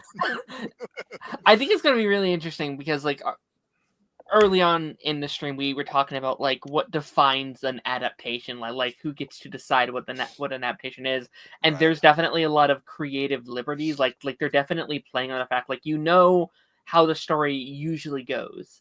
We're doing it a bit differently. We're giving you new spins on these characters that you do know, and also characters that you don't know. Like there's a lot of characters from a very casual Spider-Man fan who only watches the movies, TV shows, games, or I was like, I don't know this character yet. I'm super excited to like get to know these characters, and there's various things where it's like, okay, you know how this is going to go because you've seen the movies. We see that, and we're going this other direction. It's like, oh, okay, let's see where you go. And I think for me, like, I really enjoyed this because I'm always a huge fan in these last couple of years when, like, obviously the MCU is great. I love the MCU. But for a very long time, it was only the MCU with Marvel. Like, no other continuities. So I think things like Spider-Verse, X-Men, and now this show is so refreshing because it's like, oh, we don't have to stick on that path we've been following now for 15 years. We get to tell these new stories, and I think that's going to help the MCU, because I think to a certain point people are going to be like, man, like, I like this, but I want some other stuff too. This is going to help with that. This is going to introduce new fans to this larger world, and they're going to fall in love with this and be like, okay, what else is out there? Oh, there's all these movies. Okay, I'm going to go check out those movies. So I need a couple more episodes to be like, okay, yes, I get the vibe, but so far I'm really enjoying it. Go on, Roy, you want to say stuff? Finally figured it out. So Ocean dubbed the first 53 episodes of Dragon Ball Z, and then Funimation took it over after episode 54. Brian Drummond did, in fact, voice Vegeta from within those first 53 episodes. However, from episode 54 going on, which was the Ginyu assault, basically up to Frieza, is when Christopher Sabat took over the role. Yeah, sick, dude. Nobody asked. Fuck you. Fuck you. Okay. Fuck you. You can thank this guy for this. Thank you. Thank this guy. What did I say? I'm just joshing you. I was correct. I stand corrected. I can admit when I'm wrong. What a guy.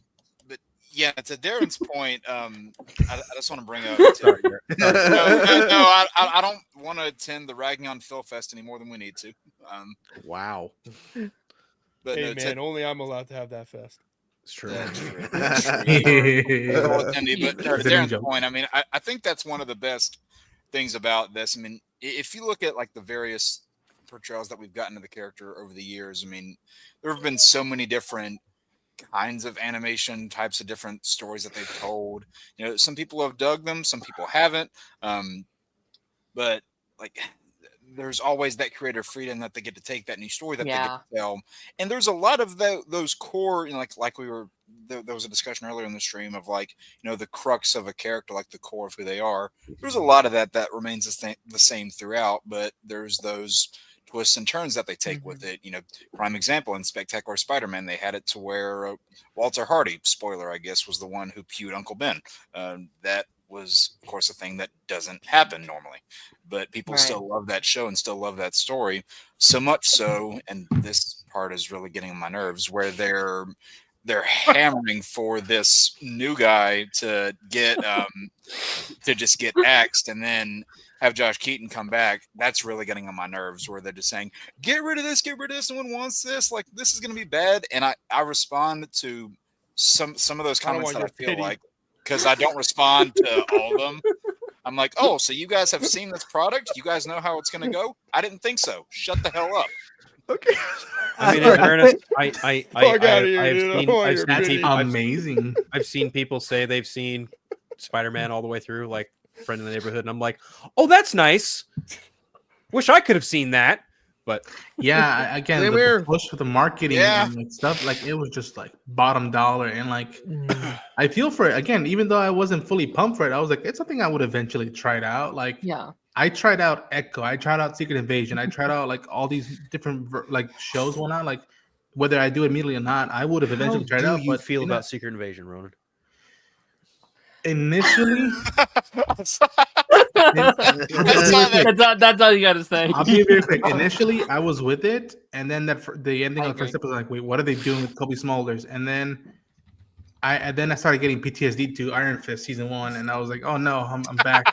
And then so yeah, that was something. There was opportunities to make something as a whole, but like again, the people don't realize that the Skrulls is a arc you could have done in the films just as big, if not similar to Thanos. Like that's the point of the Skrulls. At one point, oh no, Spider-Woman has been a Skrull this whole time. Or in Earth's Mightiest Heroes, you know, the Captain America. You know, it's like, and so it's just that was something that, you know, hey man, somebody paid for that. I didn't. I will say, I'm so disappointed that Avengers 5 wasn't the Skrulls, because it's such a perfect time to do a storyline like this, where it's like you don't know who is who on a team that don't trust each other yet, on this new team of people that haven't learned to work together yet. So it's like, oh, what do we do? Okay, we have to break up. We have to like dismantle, which would make sense why they're disconnected now. Like why does Sam have to rebuild, become, you know, Cap 4 and stuff like that? It's almost like Secret Invasion would have sufficed for a Phase 4 capper. Oh my god. Like an Avengers movie. Yep. Wow, what a fucking novel concept, Marvel. I know, right? Yep. I probably missed my window to say this, but yeah, like y'all can virtually not roast Phil. Like he will literally come back so hard that you'll regret every life decision that you made up until that point. Oh, we know. Phil's eyes just lit up there. I saw that. And that's why I think the Stranger had to make a point that Phil is a part of the best members, and all of us like, but we're all chump change. But I love all of you, but Phil and Darren are the best. Stranger, don't worry, he's not going to hurt you. Which is what we were laughing at, because I couldn't believe out of all that, it's like, okay, if whatever. I've learned anything this year, don't fucking lie to Phil. I will never in my goddamn life lie to Phil. No, you're gonna. That's a problem. You got a problem on your hands. No, I just go back to that one stream where we're like ranking all the people in a tier list, and Darren was giving his take on Phil, and he's like, I didn't know Phil yet. I was like, he's like, I don't really know you. This guy kind of intimidates me. He yells a lot.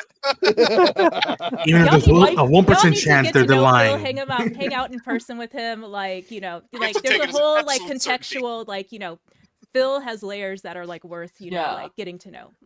And again, folks, we're friends, so we know, we get our notifications when the chat is going. And I'm one of those, like, again, I'll say it, and I've told you guys before, like, I see the notifications in the morning, and I'm like, it's too early. I'm gonna go drink some coffee or orange juice. I'll be sitting in my chair at work, and I'm like, dude, this is fucking. There he goes again. Yeah, no, like, I'll be seeing that, and it's like barely 7 o'clock in the morning, and I'll see something that's like, wait, what now? What now? I know what it depends on who I'm talking to. Like, it could be a really great good morning conversation, or it could be someone, well, Watching Superman. My first 3 encounters with Phil was him yelling about a thing I loved. So like the first couple months, I was like, "Well, this guy's an asshole. What the hell?" And then I was like, "Oh, I get him now." Okay, he doesn't beat around the bush, which is what I appreciate. Yeah. So like, the way he communicates, I'm just like, okay, I get the point. You know, like he's very on topic, very on top of you, like. Yeah, fact checking, all this stuff. Like that's what I like about him as a content creator and friend. You know, like he's quick to check people, and he also knows his shit. He will check you. Yes. Was that thing that he was yelling about, Darren? Was it Invincible? Yeah, I was just gonna say, was it Invincible? I mean, once it was Peacemaker, once was Invincible, once was Stranger Things, once was Suicide Squad. It was like those this are the guy 4. just hates everything I like. Those are the 4. Those are next week, season 3. Those are the big 4 of Mount Rushmore of things I fucking despise. So, the 4 quadrants of Phil's hatred. Which Ryan, I think it's a miracle that like me and Phil are good friends, and we haven't started like going at it like from the get go. I was like, okay, well. You're on that side. I'm on this side. I'm like, all right, well, you know what? You know, if we could handle it, how come fucking the world can't handle shit together? This is proof that a Zack Snyder fanatic and a James Gunn fanatic can be friends. So and again, I like to reiterate that, like, I know Phil is a Zack Snyder fan. I'm a fan as well. He's a more bigger fan. I'll admit to that. But I don't consider him a fanatic. Like Darren caught himself. Sorry, he got it. He caught himself that time. Yeah, he's like, he got it. I got it.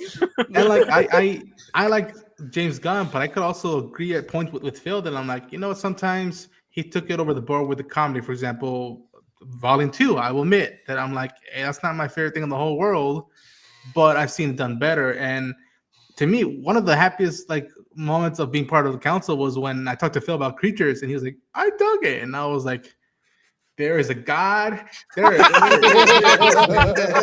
was like, there is something out there. I'm like, you have no idea how many people reached out to me. You actually like Creature Commandos? I said, yeah.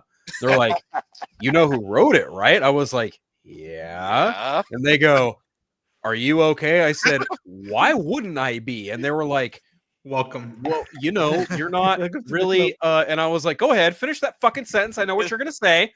And they were like, well, I just kind of, and I was like, what? It's a good show. It's a great animated show. It's adult humor. There's no, like, what do you want me to fucking say? I'm not going to get on my knees and kiss his ass like a lot of other people tend to, but it's a good show. Credit where credit is due. Just because I fucking hate Peacemaker doesn't mean I think everything he's going to write is going to be garbage. I'm not that kind of critic. Yeah, and I'm willing to give people the benefit of the fucking doubt. And I told Phil that, like, I'm not trying to make an ego thing, but I'm like, I dug Twilight of the Gods, and I was trying as much as I can to get people like, yo, watch that show. This is fresh. It's a Zack Snyder joint. It's not his Rebel Moon or his DC stuff. I'm like, but this is equally just as good as all those products, all those stories. All those stories are worth. And so, like, there's a balance. There's a balance to it all. I'm actually excited for that police movie that he's coming out with too. I'm excited for that to come out. Oh, the cop one. Yeah. And the thing that was annoying me though was when I saw that got announced, there was a variation of comments that I saw. It was people like saying that they were fans of it, like that they were open to the idea. Then you had this other larger than I would like to admit group over here that's saying, "Oh, he's finally not doing stuff without CGI. Oh, this is finally going to course correct all his mistakes." I just said, "Shut the hell up. If you don't like what he does, that's fine, but you don't got to be a narcissistic ass about it." But that's the internet. What are you talking about? Like that's the internet. That's what it is. No. That's Twitter. That's Twitter. That's Twitter. True. That's Twitter. Yeah, YouTube is also pretty fucking bad too. A lot of people on that side have this "if you can't beat them, join them" mindset. I'm sorry, you're a fucking follower then. Yeah. TikTok's also the same way. A lot of social media platforms are like that. Like Facebook is in that weird realm as well, but the Facebook is just like there's a bunch of dumb people on there because they'll believe I look on like where you see all these fake posters that are coming out for projects that are not real, like the Polar Express live action sequel. People thought that was real. I'm like, guys, it's not. Grinch. The Grinch sequel. There was also one about the Goonies. I think there was one also about Heisenberg. It was going to be like he's Breaking Bad sequel. It's like, guys, it's not real. Oh, and I put this in the comments earlier. Like a lot of people that say that dumb stuff on there, they don't actually have that opinion. They're just saying what the popular train is to jump on, whether it's a positive or negative opinion. That's what I've been saying. They don't even know what the hell they're saying.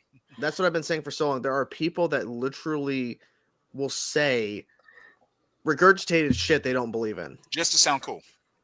Yeah. It's annoying. So Breaking Bad, more like Breaking Back. Ayo. Yeah, but you can tell like That's a if- completely different adaptation. For sure. I was wondering what would break first. But You know what I was gonna say. All your bother. the internet. You know what the show is missing right internet. now? You know what the show is missing right? No. You know what the show is missing right now? Don't say it. Don't say it. Bread. Bread. Fucking knew Yes. it. Bread. Fucking knew it. Bread. Draven. I did send Draven an invite. He's probably sleeping. He's probably tired as shit from his vacation. Yeah, I was wanting him to join in while he's at Disney, but I guess we're not cool enough for that. So I like it's fine. Gore too. I think he's at Universal now. Not to Oh, dock him, Universal sorry. was today for him. Yeah, that's right. That's right. Yeah. I just fought Spider-Man. I don't know. Yeah, he posted about the Spider-Man ride. I did ride that ride years ago.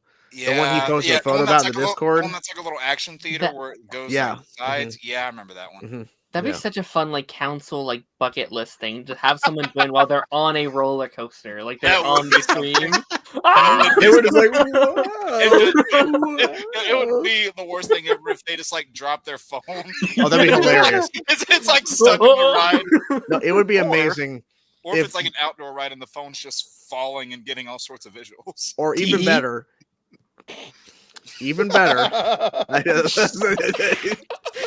Even better is if Draven's out like he's at Universal Disney and someone steals his phone and now we're having to deal with someone who has his phone and he's like, what is this? Yeah, you see Draven just fucking sprinting after him in the background. You just see Draven running after him and it's like, all right, cue the Black Betty music. You see a fucking bread just come behind and just Black knock the Betty dude music. out. But he throws a loaf of bread, hits the guy in the just head. fucking Joe Burrow jersey on, just football throws a roll of bread out. How come none of you guys laughed at the new fucking bread memes I shared in the Discord? I'm very disappointed. It was in all of you. funny. It was funny. I did. Yeah. It was Did I funny. not? Hold on, let me go. I had look. reaction on a few of them. Did I Yeah. not? You Yeah, it should was put that funny. on screen. You should put that on screen. Yeah, Okay, I am wrong. I am wrong once again. They did get in fact. man, I Okay, enjoyed Johnny and Lance did in fact react. Okay, I stand corrected. I just when he shared that photo and he's just half his eyes are closed. I'm like, I gotta zoom in on his face because he just looks like he's like, oh yeah, I'm in Disney. I just look dead though. I love Draven, but he always posts the most memeable photos I've ever Yeah, seen. because then I showed that one photo where he's like this. I'm like, bread? Question mark. God, yeah. Ray, you're getting a lot of behind the scenes lore. Yeah. There's always lore, as I say. Yeah, That's funny. Y'all are making me want to. Well, not really. Join back Discord, but yeah. I kind of took a break from all the group chats and the Discords and all that stuff. I kind of just interact with folks individually. So that's my vibe right now. That's all good. Good idea. The Discord is like a whole. The Discord is a separate entity on its own. So it's like if people can hang on the YouTube, that's cool. But the Discord, that's where it's truly though. Can they handle this? That's Adult where Swim after dark. The debauchery, happens. Yeah. Rose, it's the after dark. That's where it's really okay, if you can hang there in a Discord call, because we got a lot of Discord calls going. Yeah, that's the stuff where this can't be streamed. No, this is after dark. That's the fucking back rooms. No, right. Rooms. I mean that is like the back room of a back room. That's where that stuff stays. Yeah. Fucking red room, dude. Oh, a good another horrible pen I just thought of. Chainsaw Uncut. Ayo. Ooh. Oh. Ooh. It is uncut though. It is. Uncut. Yeah, there are things that are said that cannot be repeated. I like that. Bigger, sharper, and uncut. You've never seen a chainsaw like this. Like this before. NC-17. On demand. On demand paper. Pre-order now. That's a callback. Pre-order now for the uncut edition. Coming fall 2025. God, that's funny. Oh, speaking of, I know Chainsaw and shit. Terrifier 4 officially is in the works. It's funny. I just sent that to Johnny, bro. Yeah. I literally just sent that Fangor article to Johnny. Yeah. I saw that a couple hours ago. It made me wet. I'm very excited. Oh, you show up now? Seriously? Okay. Hello. Hello. Hey, Past your bedtime. Hey, don't talk to your friend like that. Lance, You'll spend 5 minutes in timeout. I don't know who this guy is. Who is he? Oh, my name's Hey. Bob. hey, Phil. You know Bob. what? Phil, What's you up, know Bob? At least he won't be alone. That's fair. Jesus Christ. What's up, Bob? true, How you doing, Bob? I'm good. I'm more light skinned than the real geek drums. So yeah, Oh. the clone. yeah. I think I'm a clone. I'm a clone. Yeah, that's it. They cloned Lance. Oh, Yeah, no. man. Clone Maybe drums, this there one you will go. be nicer. I don't know. Nicer? What happened? Wait, Nicer. is there lore Nicer. we don't know about where Lance is being an ass No. or There's a lot something? of lore tonight. No, Some I'm lore just heavy being an episode. asshole tonight. I guess I don't know. Yeah, you are because like I'm not used to you saying the word fuck, and the fact that you're like, who the fuck was that guy? I'm like, this throws me off every time. I'm I like, think Darren had a little alcohol tonight for dinner with his in his ramen noodle. he had a sip of Mike's hard lemonade. He's like, oh man. Feeling No, it. not the good as the boys anymore. No, we just get Darren out on a stage and he leads the song "Am I Savage?" Ooh, that's a good song. There you go. Yes, it is. Metallica, they're pulling there. But have you seen those shirts where like they have that Ride the Lightning album cover, and instead of the actual streak of lightning, it's a spine, and instead of Metallica, it says sciatica.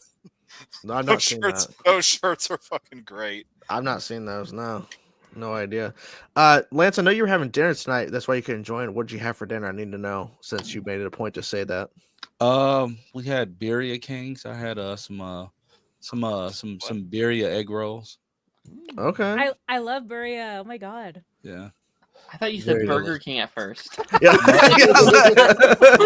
No, Wait, that's a Burger Burger King has King. egg rolls?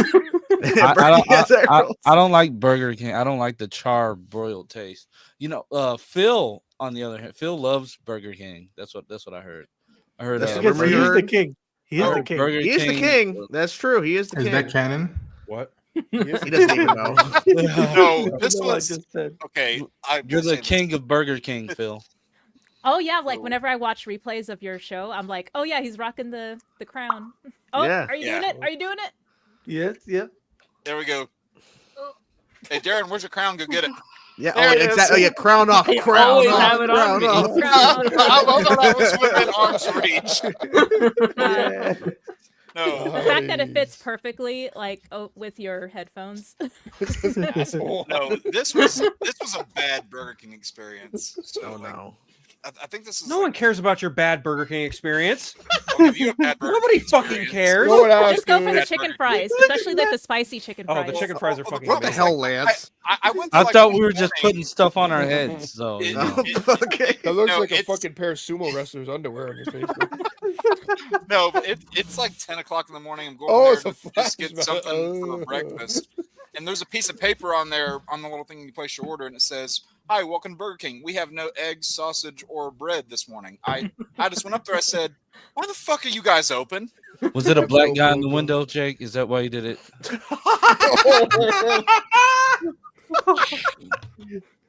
Don't forget the He popcorn. didn't deny it. Oh, he did not. He did Uh-oh. not. Okay, No. better question. Why the fuck are you going to Burger King for breakfast? Yeah. Like I said, Low 11 key, years they got ago, good I was breakfast, making I'm not not gonna lie. smart There's decisions no back lines. then. Like That's me, true. I choose I mean, she- McDonald's hash browns. before. She has a Good point. point. She has a point. Great point. Nice. You finally found that mask. Bub. I've had it for a while. Bub. Yeah, but you lost it for a while No, not me. Well, maybe I might have at one point. The cavalry. because we were doing like an X-Men and you were the looking for the mask the chainarine. entire time and you couldn't find The it. chainarine. Yes, No. that I like that. The chainerine. Yeah, The I like The the chainarine. chainering. Nice. Yeah. Yeah, I might I'm in slice you or dice you. Bub. Bub. Till you're 90. Yeah, exactly. That's how long I'll be doing this fucking show till you're 90. Yep. You're gonna be in a nursing home and still doing welcome to council 3 or whatever the fuck number 5,000 6,000. No, Johnny's gonna be over there in the nursing home. They're gonna walk up and be like, "So Johnny, what would you like for lunch? What would you like for dinner?" Johnny's gonna be like, "Oh, coffee pot." Coffee, hot coffee pot. Oh man. Oh, that was funny. The show will never end. How comfortable is that mask, by the way? It's okay. I mean, my glasses are not on, so I can't see shit. I see it's all blurry. So nice. Yeah. Yeah, but take it off. Yeah. Wow, that's what you look like without glasses on, you handsome Face little reveal. man. You. Hell yeah. Well, Phil, he popped out of you, didn't he? No. Kidding. No, that was Johnny, the Lord. No. Getting the Lord. Hey, Johnny's Jake and my Darren. mother. Fuck, no wonder you failed history. Yeah. Yeah, you fell out of my ass. Dude. That's actually the one class that I passed. Everybody with glasses, take your take your glasses off, everybody. Dude, Let's see. it's wild how God. different someone looks without glasses. Like Wow. literally, Wow, I would not Darren. recognize you. Hold on. Oh my god! Yeah, Phil, put are glasses prescriptions on. deck? I'm blind. No, I can't do contacts. I can't do it. I tried. I I can't. have to find mine. Hold on. My glasses didn't come in yet. Won't. Yeah, Here. Taladia, you look like a completely different person. Here, you know what? I'll do this too, since barely anyone sees this. Oh my God! Ronan took his glasses off and completely disappeared. This is fun, but now I can't see what other people look like without glasses. Yeah, Put your glasses back on. I have to scoot in to see. I can't see. I'm really blind. No, my vision sucks. I'm really blind. You look so different, Jake. You don't have a hat. You don't have glasses. You're Oh like, God, Jake, you're scary. Oh God. Like, Oh literally, Phil. who are Whoa. you? whoa, Look. whoa, Oh man, whoa. philosopher Whoa, Phil. Oh, Phil and Ronan. Philosopher. And Ronan. Philosopher. Wait, so And now Phil does Ronan. look like White Snoop Dogg. Philosopher. Ronan, Well, you look like Steve Jobs. I look. I'm Pedro He looks like Pascal. Steve Wozniak, you fucking moron. Wozniak, not Jobs. All right, I guess I'll put my glasses on. Like seriously, glasses make you look like 50% smarter. Yeah. No, Ronan I needed don't. them. I don't know what that means. How can you look smart? But yes, like I don't know. Wait, There's did he that just stigma. pull out glasses now? Yeah. No, I Yeah. just Oh, realized there's Johnny in got glasses. now. Whoa. Okay. Johnny's in glasses The- now. The only person the odd one out is Rhea. She needs glasses right Yeah, now. exactly. Oh, I have some Ro- vanity ones, but Ronan, yeah, I know- if someone was wearing glasses, I'm more inclined to believe them. There you go. Ronan, I think specifically, I don't know why, but you look like you're about to give an Apple presentation at the Apple event or some shit right now with your glasses. Like you look like, hey, I'm here to announce the new iPhone 17. There's one more thing. One more thing. One thing. The funny thing that I'm noticing, like with each different like iPhone generation that they come out with, is that there's more and more circular bits around the camera lens. At this point, there's going to be as many as there were on the older style telephones where No you actually way. have to dial the numbers on like rotaries and stuff. Uh-huh. At No this point, there's fucking going to way. be as many. That is Holy shit. That dude. could No, be what dude, they're that going is for. this canon. I That could be what they're going haven't for. felt the inclination to upgrade for like the past 6 years. I have an 11 Pro Max, and I've There just you been rocking with it. Like what is it? OtterBox case, like screen protector. Love OtterBox. So yeah. Have you I- noticed I that the retired phone is my slowing 11. down, or has it just been consistent for you? Yeah, but like then again, I kind of abuse it to be honest. Like I drop it a lot. I dropped it in various water. But to your point, it is a little bit slower and less responsive to my taps or like commands and stuff like that. So I do see that. But yeah, 6 years and it's only doing that. But like I can play on my emulators. I can play like videos on demand or like videos like streamlessly or seamlessly. And then honestly, the camera, this camera has been the same resolution for like the past, like even up to like the current generations, the 16. So that's another reason why I didn't feel the need to upgrade because it's the same camera. Yeah, the only reason why we upgrade is like because it was like it's basically like free essentially just to do it because you've been in your contract for so long. Because I went from the 11 to a 13, now we're on the 16. So it's like and I really honestly have not noticed a 14, difference from the only difference is the color is different. Other than that, the camera is different. I know, but other than that, I don't notice shit because I hardly take photos with this camera. I'm using the fucking front facing. So if there's no change there, I don't fucking know. I mean, oh, Do you have James Gunn's Superman as your screensaver? Yeah. Yep. Same. Yeah, I thought I Same caught here. that. Yeah, I have a couple of different options. Let me look here. I was Same here. incorrect. I was referring to this camera has been the same for gotcha. the past like 6 years, but this one has like improved though Vegeta. marginally. Yeah. Showing off Yeah, so I got I got that photo of my wife as an Aw. option. Got like these different things, and then let's see, where's it at? Oh, Johnny. Yeah. We got the Hugh Oh, Jackson there you go, Wolverine. Johnny. Nice. Bob. What do you think, Johnny? And then Did I pass it? Nice, dude. Yeah. Last of Us. Yeah. Hey, Jordan, I could always have this as a thumbnail if I want. Please make it your. I would love it. Your screensaver. Just me and you. You can always have that as a screensaver. Yeah. It's Jake's favorite lantern. Right now. I wonder why. No, that's actually not my favorite lantern at all. I know that was sarcasm. No, I know. Take a fucking joke, dude. Are you kidding me? No, I knew what Ronan was trying to say. I don't know why. Take a joke. Oh John, my I don't know God. why, but you having that fucking sucker stick in your mouth makes you more Italian for some reason. I don't know why, but it's just making you more like the gangster. Like, shut the fuck up, man. Okay, if you're trying to become more Italian, Italia. and the next time Johnny comes on the council, have him come on with like 2 mafiosos behind him. That'll No, make him you real can't Italian. leave. He's only going to do that if you put on a jester hat, Jake. Ooh. Does it have to Or- be? Does it have to be green or blue? Blue. Purple. Preferably, as long as you're not wearing your actual costume that you like to wear outside. I mean, he of the doesn't have show. white, so the lighter color is going to have to work. That's true. Look at his face. He's like, He's but like, do I though? How do you know? So, fun Hey, fact. Mom, I don't want to hear a fun fact. Because his fun facts are not fun. The one that you claim is my favorite, I do not own any hoodies in that pigment. Cap. Yeah, Not yeah, yet. bullshit. Prove it. And that Stop it. Well, Not you just want me yet. to, you just want me to tour my closet right now? I mean, look, I know what's in there. I don't want to see it because I already know what we're gonna see, and we're go. All right. He's like, I just wore this recently. You know, it's like, I'm just fucking with my eye hole. What? Want to see dancing it cat. so bad right Zoom in. now? Full screen. I can't Ooh, see dancing fucking cat. shit out of this thing. Yes. yeah, Hey. dancing Yeah. kitty. I've been waiting all night for this content. Is the kitty drumming? Yeah, drum. Yeah. Oh It's yeah. it's Beerus the cat. Don't we There's the all? cat. Don't we all love some dancing kitty? Wait, That cat Hell doesn't yeah. give. That cat doesn't give a fuck. what's the what's? I was about to say, what's the dog's name? You're so stupid. She's gorgeous, by the way. What's She the is, cat's? isn't I What's the just cat's realized his name? crown said asshole. You Yeah. just now Bro, I realized pointed that. out like five fucking Once times, they Jake. full Pay screen, yeah, like I attention. said, dude, I'm blind even with these glasses. It Jake, doesn't move. Blind, Jake. deaf, and dumb. Sorry, Jake, what? What? Just Jake, What?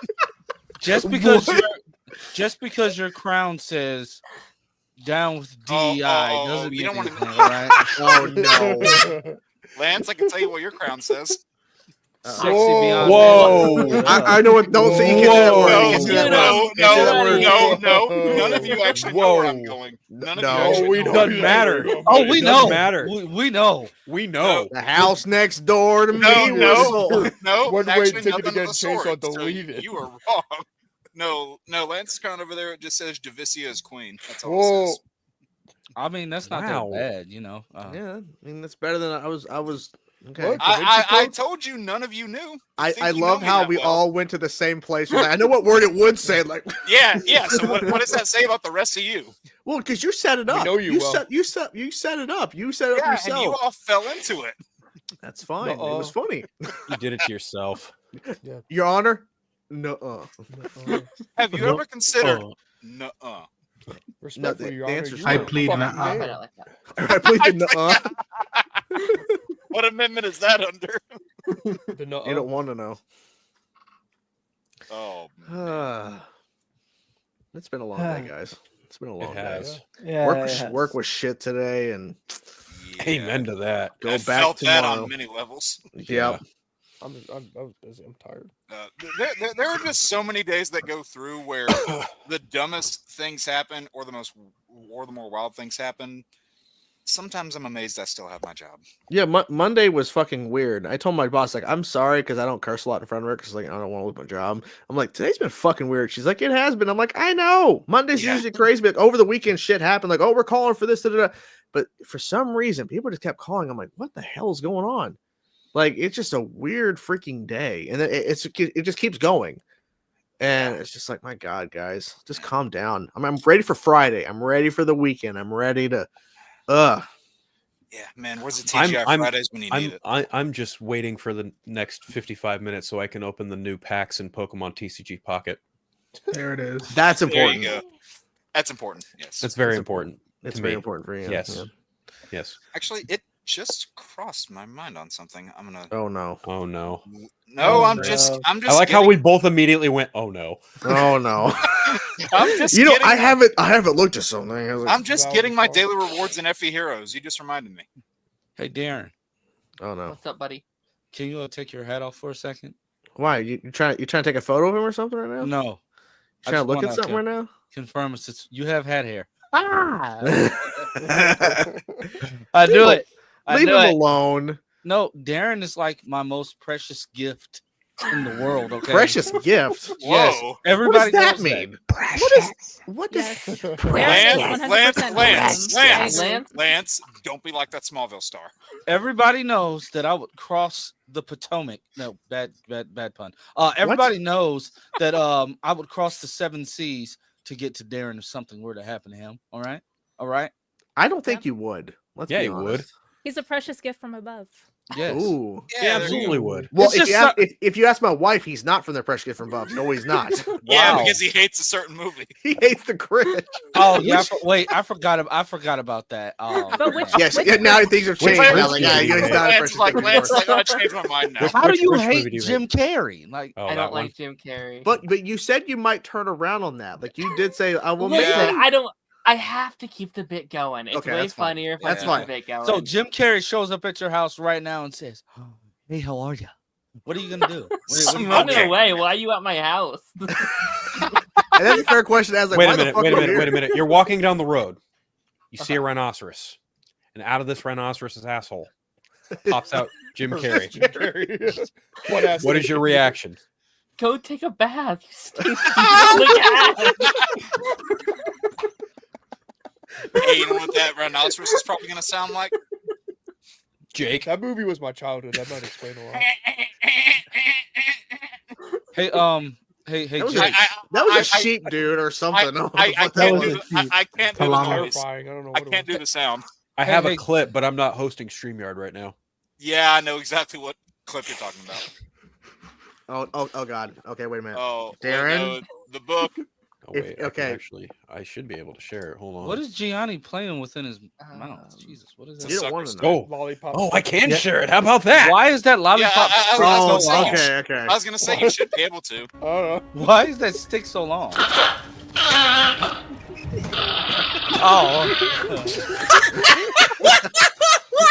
Hey, that scene was definitely a head scratcher. I kid you not. I was in the theater. This is when my wife was asleep during the part of the movie. You know, put her to sleep after the opening. This is the part that woke her up, didn't it? And no, it woke her up when I said out loud. I literally said out loud, "What the hell is going on in here?" Like, she's like, "Huh?" I was like, "Yeah." What reaction was that? Like, and they just said, "Yeah, we're gonna keep that take. That was great. We're gonna keep that." Like who from Sony said?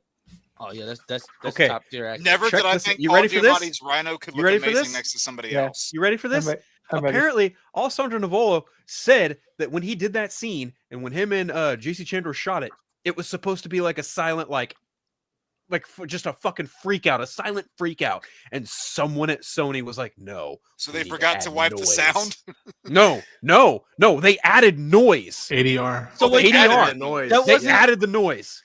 Well, at least the ADR matched as opposed to Madam Web. Yeah. And Madam Web when Cuz saying all you see is his mouth moving and it's just like That's fair. Or Ariana. Yeah, that's true. That's true. Hey, Darren, is the closet any more is it any more spacious at least?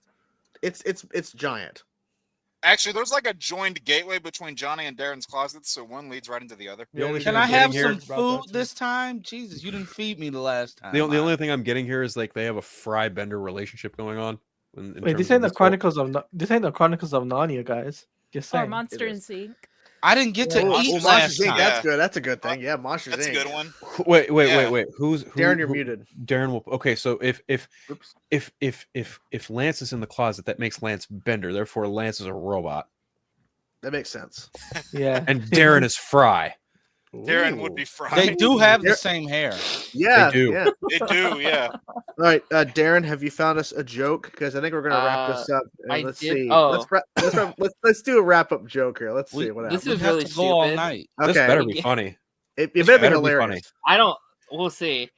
What do police officers put on their peanut butter sandwiches? I thought you were about to Ice. say something else. Jelly.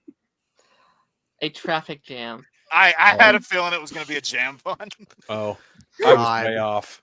I was way off. Oh, yeah, Wow. yes, Phil, we know. Yeah, I was way off. We know. Well, there you have it, guys. And on that note, we're gonna go down the line and see where we can find everybody first. Phil, where can people find you, sir? Oh, down there, everywhere, pretty much everywhere. Threads, Instagram, Vero, Twitter, Blue Sky, YouTube, everywhere that matters. Not the fucking fucked up platform that idiot Elon Musk owns, but yeah, everywhere that matters. Okay. Friday Phil every Friday. Yes. Yeah. Friday Phil every Friday. Darren. Hello. You can find me at Darren McClymans on YouTube. I stream twice a week, every Monday and Thursday. I have After the Credits every Monday, and I have The Pipeline every Thursday. So check me out there. Of course. Check out Darren, everybody. Jake, people find you, sir. Find me right over there. I got Let's Plays, Rankings, and Retro Reviews down there at the bottom. We just did our Green Lantern costumes.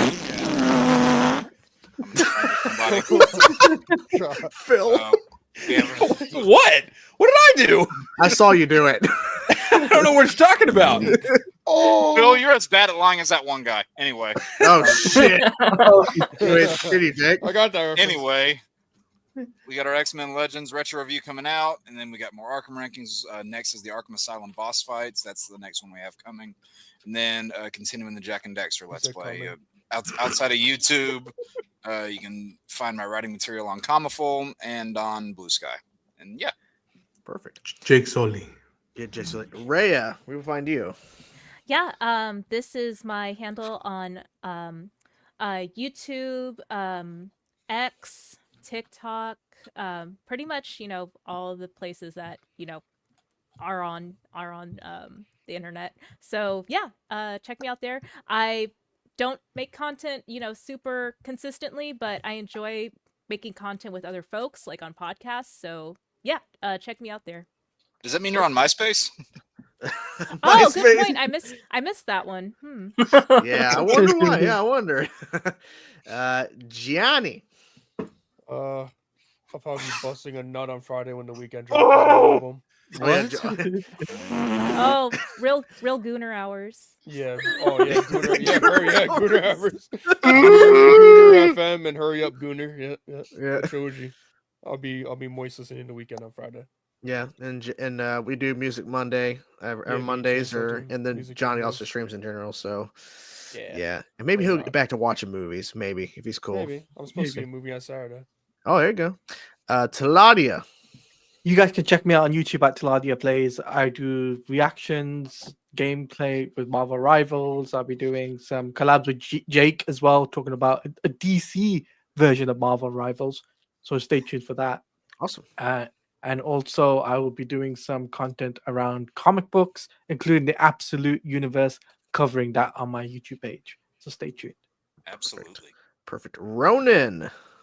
You can find me at Ronan on Chain on YouTube, on all the socials. I got Sakamoto Days right now, every Saturday. What else? I got Invincible next week down the line. And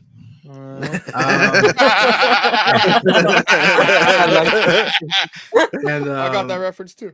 Yeah, and I think I'll be dropping more as well as a lot of like comics related reviews. There's a couple books that I want people to know more about, and from now until May, a lot of stuff is in the a lot of iron in the fire. So stay tuned. And I want to reach 1,000 subs already. Damn it! Yes, get him to 1,000 subs. Get him to 1,000 subs, guys. I want to see that.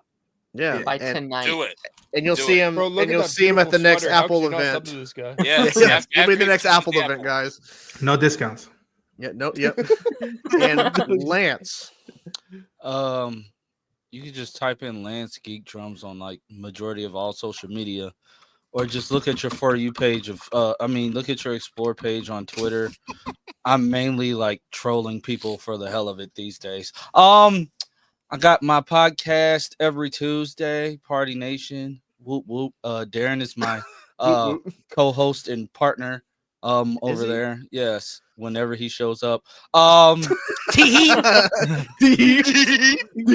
been posting more reviews on my channel, being more consistent on my channel. Hit 15K this week. Yeah. Well, 1,500 if you want to be more technical, but whatever. Trying to grow my channel. So everybody in this comment section, go hit that subscribe button. Yeah, that subscribe button, guys. Smash that subscribe button. Yes. Yeah. Episode 73 officially done. I'm not going to say what it is, but there's. Did I miss 69? Yes, you did. Yeah, you did. You That was did. New Year's. Yeah. Let's not talk about New Year's. That's the whole thing. Nope. But something is in the works. Just throwing it out there. Something's in the works. Who knows what it is? We know what it is. But look forward to that. It's gonna be really exciting. And next week we'll have some more new people on the show, and we'll see what happens from there. Who knows? Anyways, guys, hope you guys enjoyed the episode. We'll see you guys next week. Bye, everybody. Bonsoir. Bye.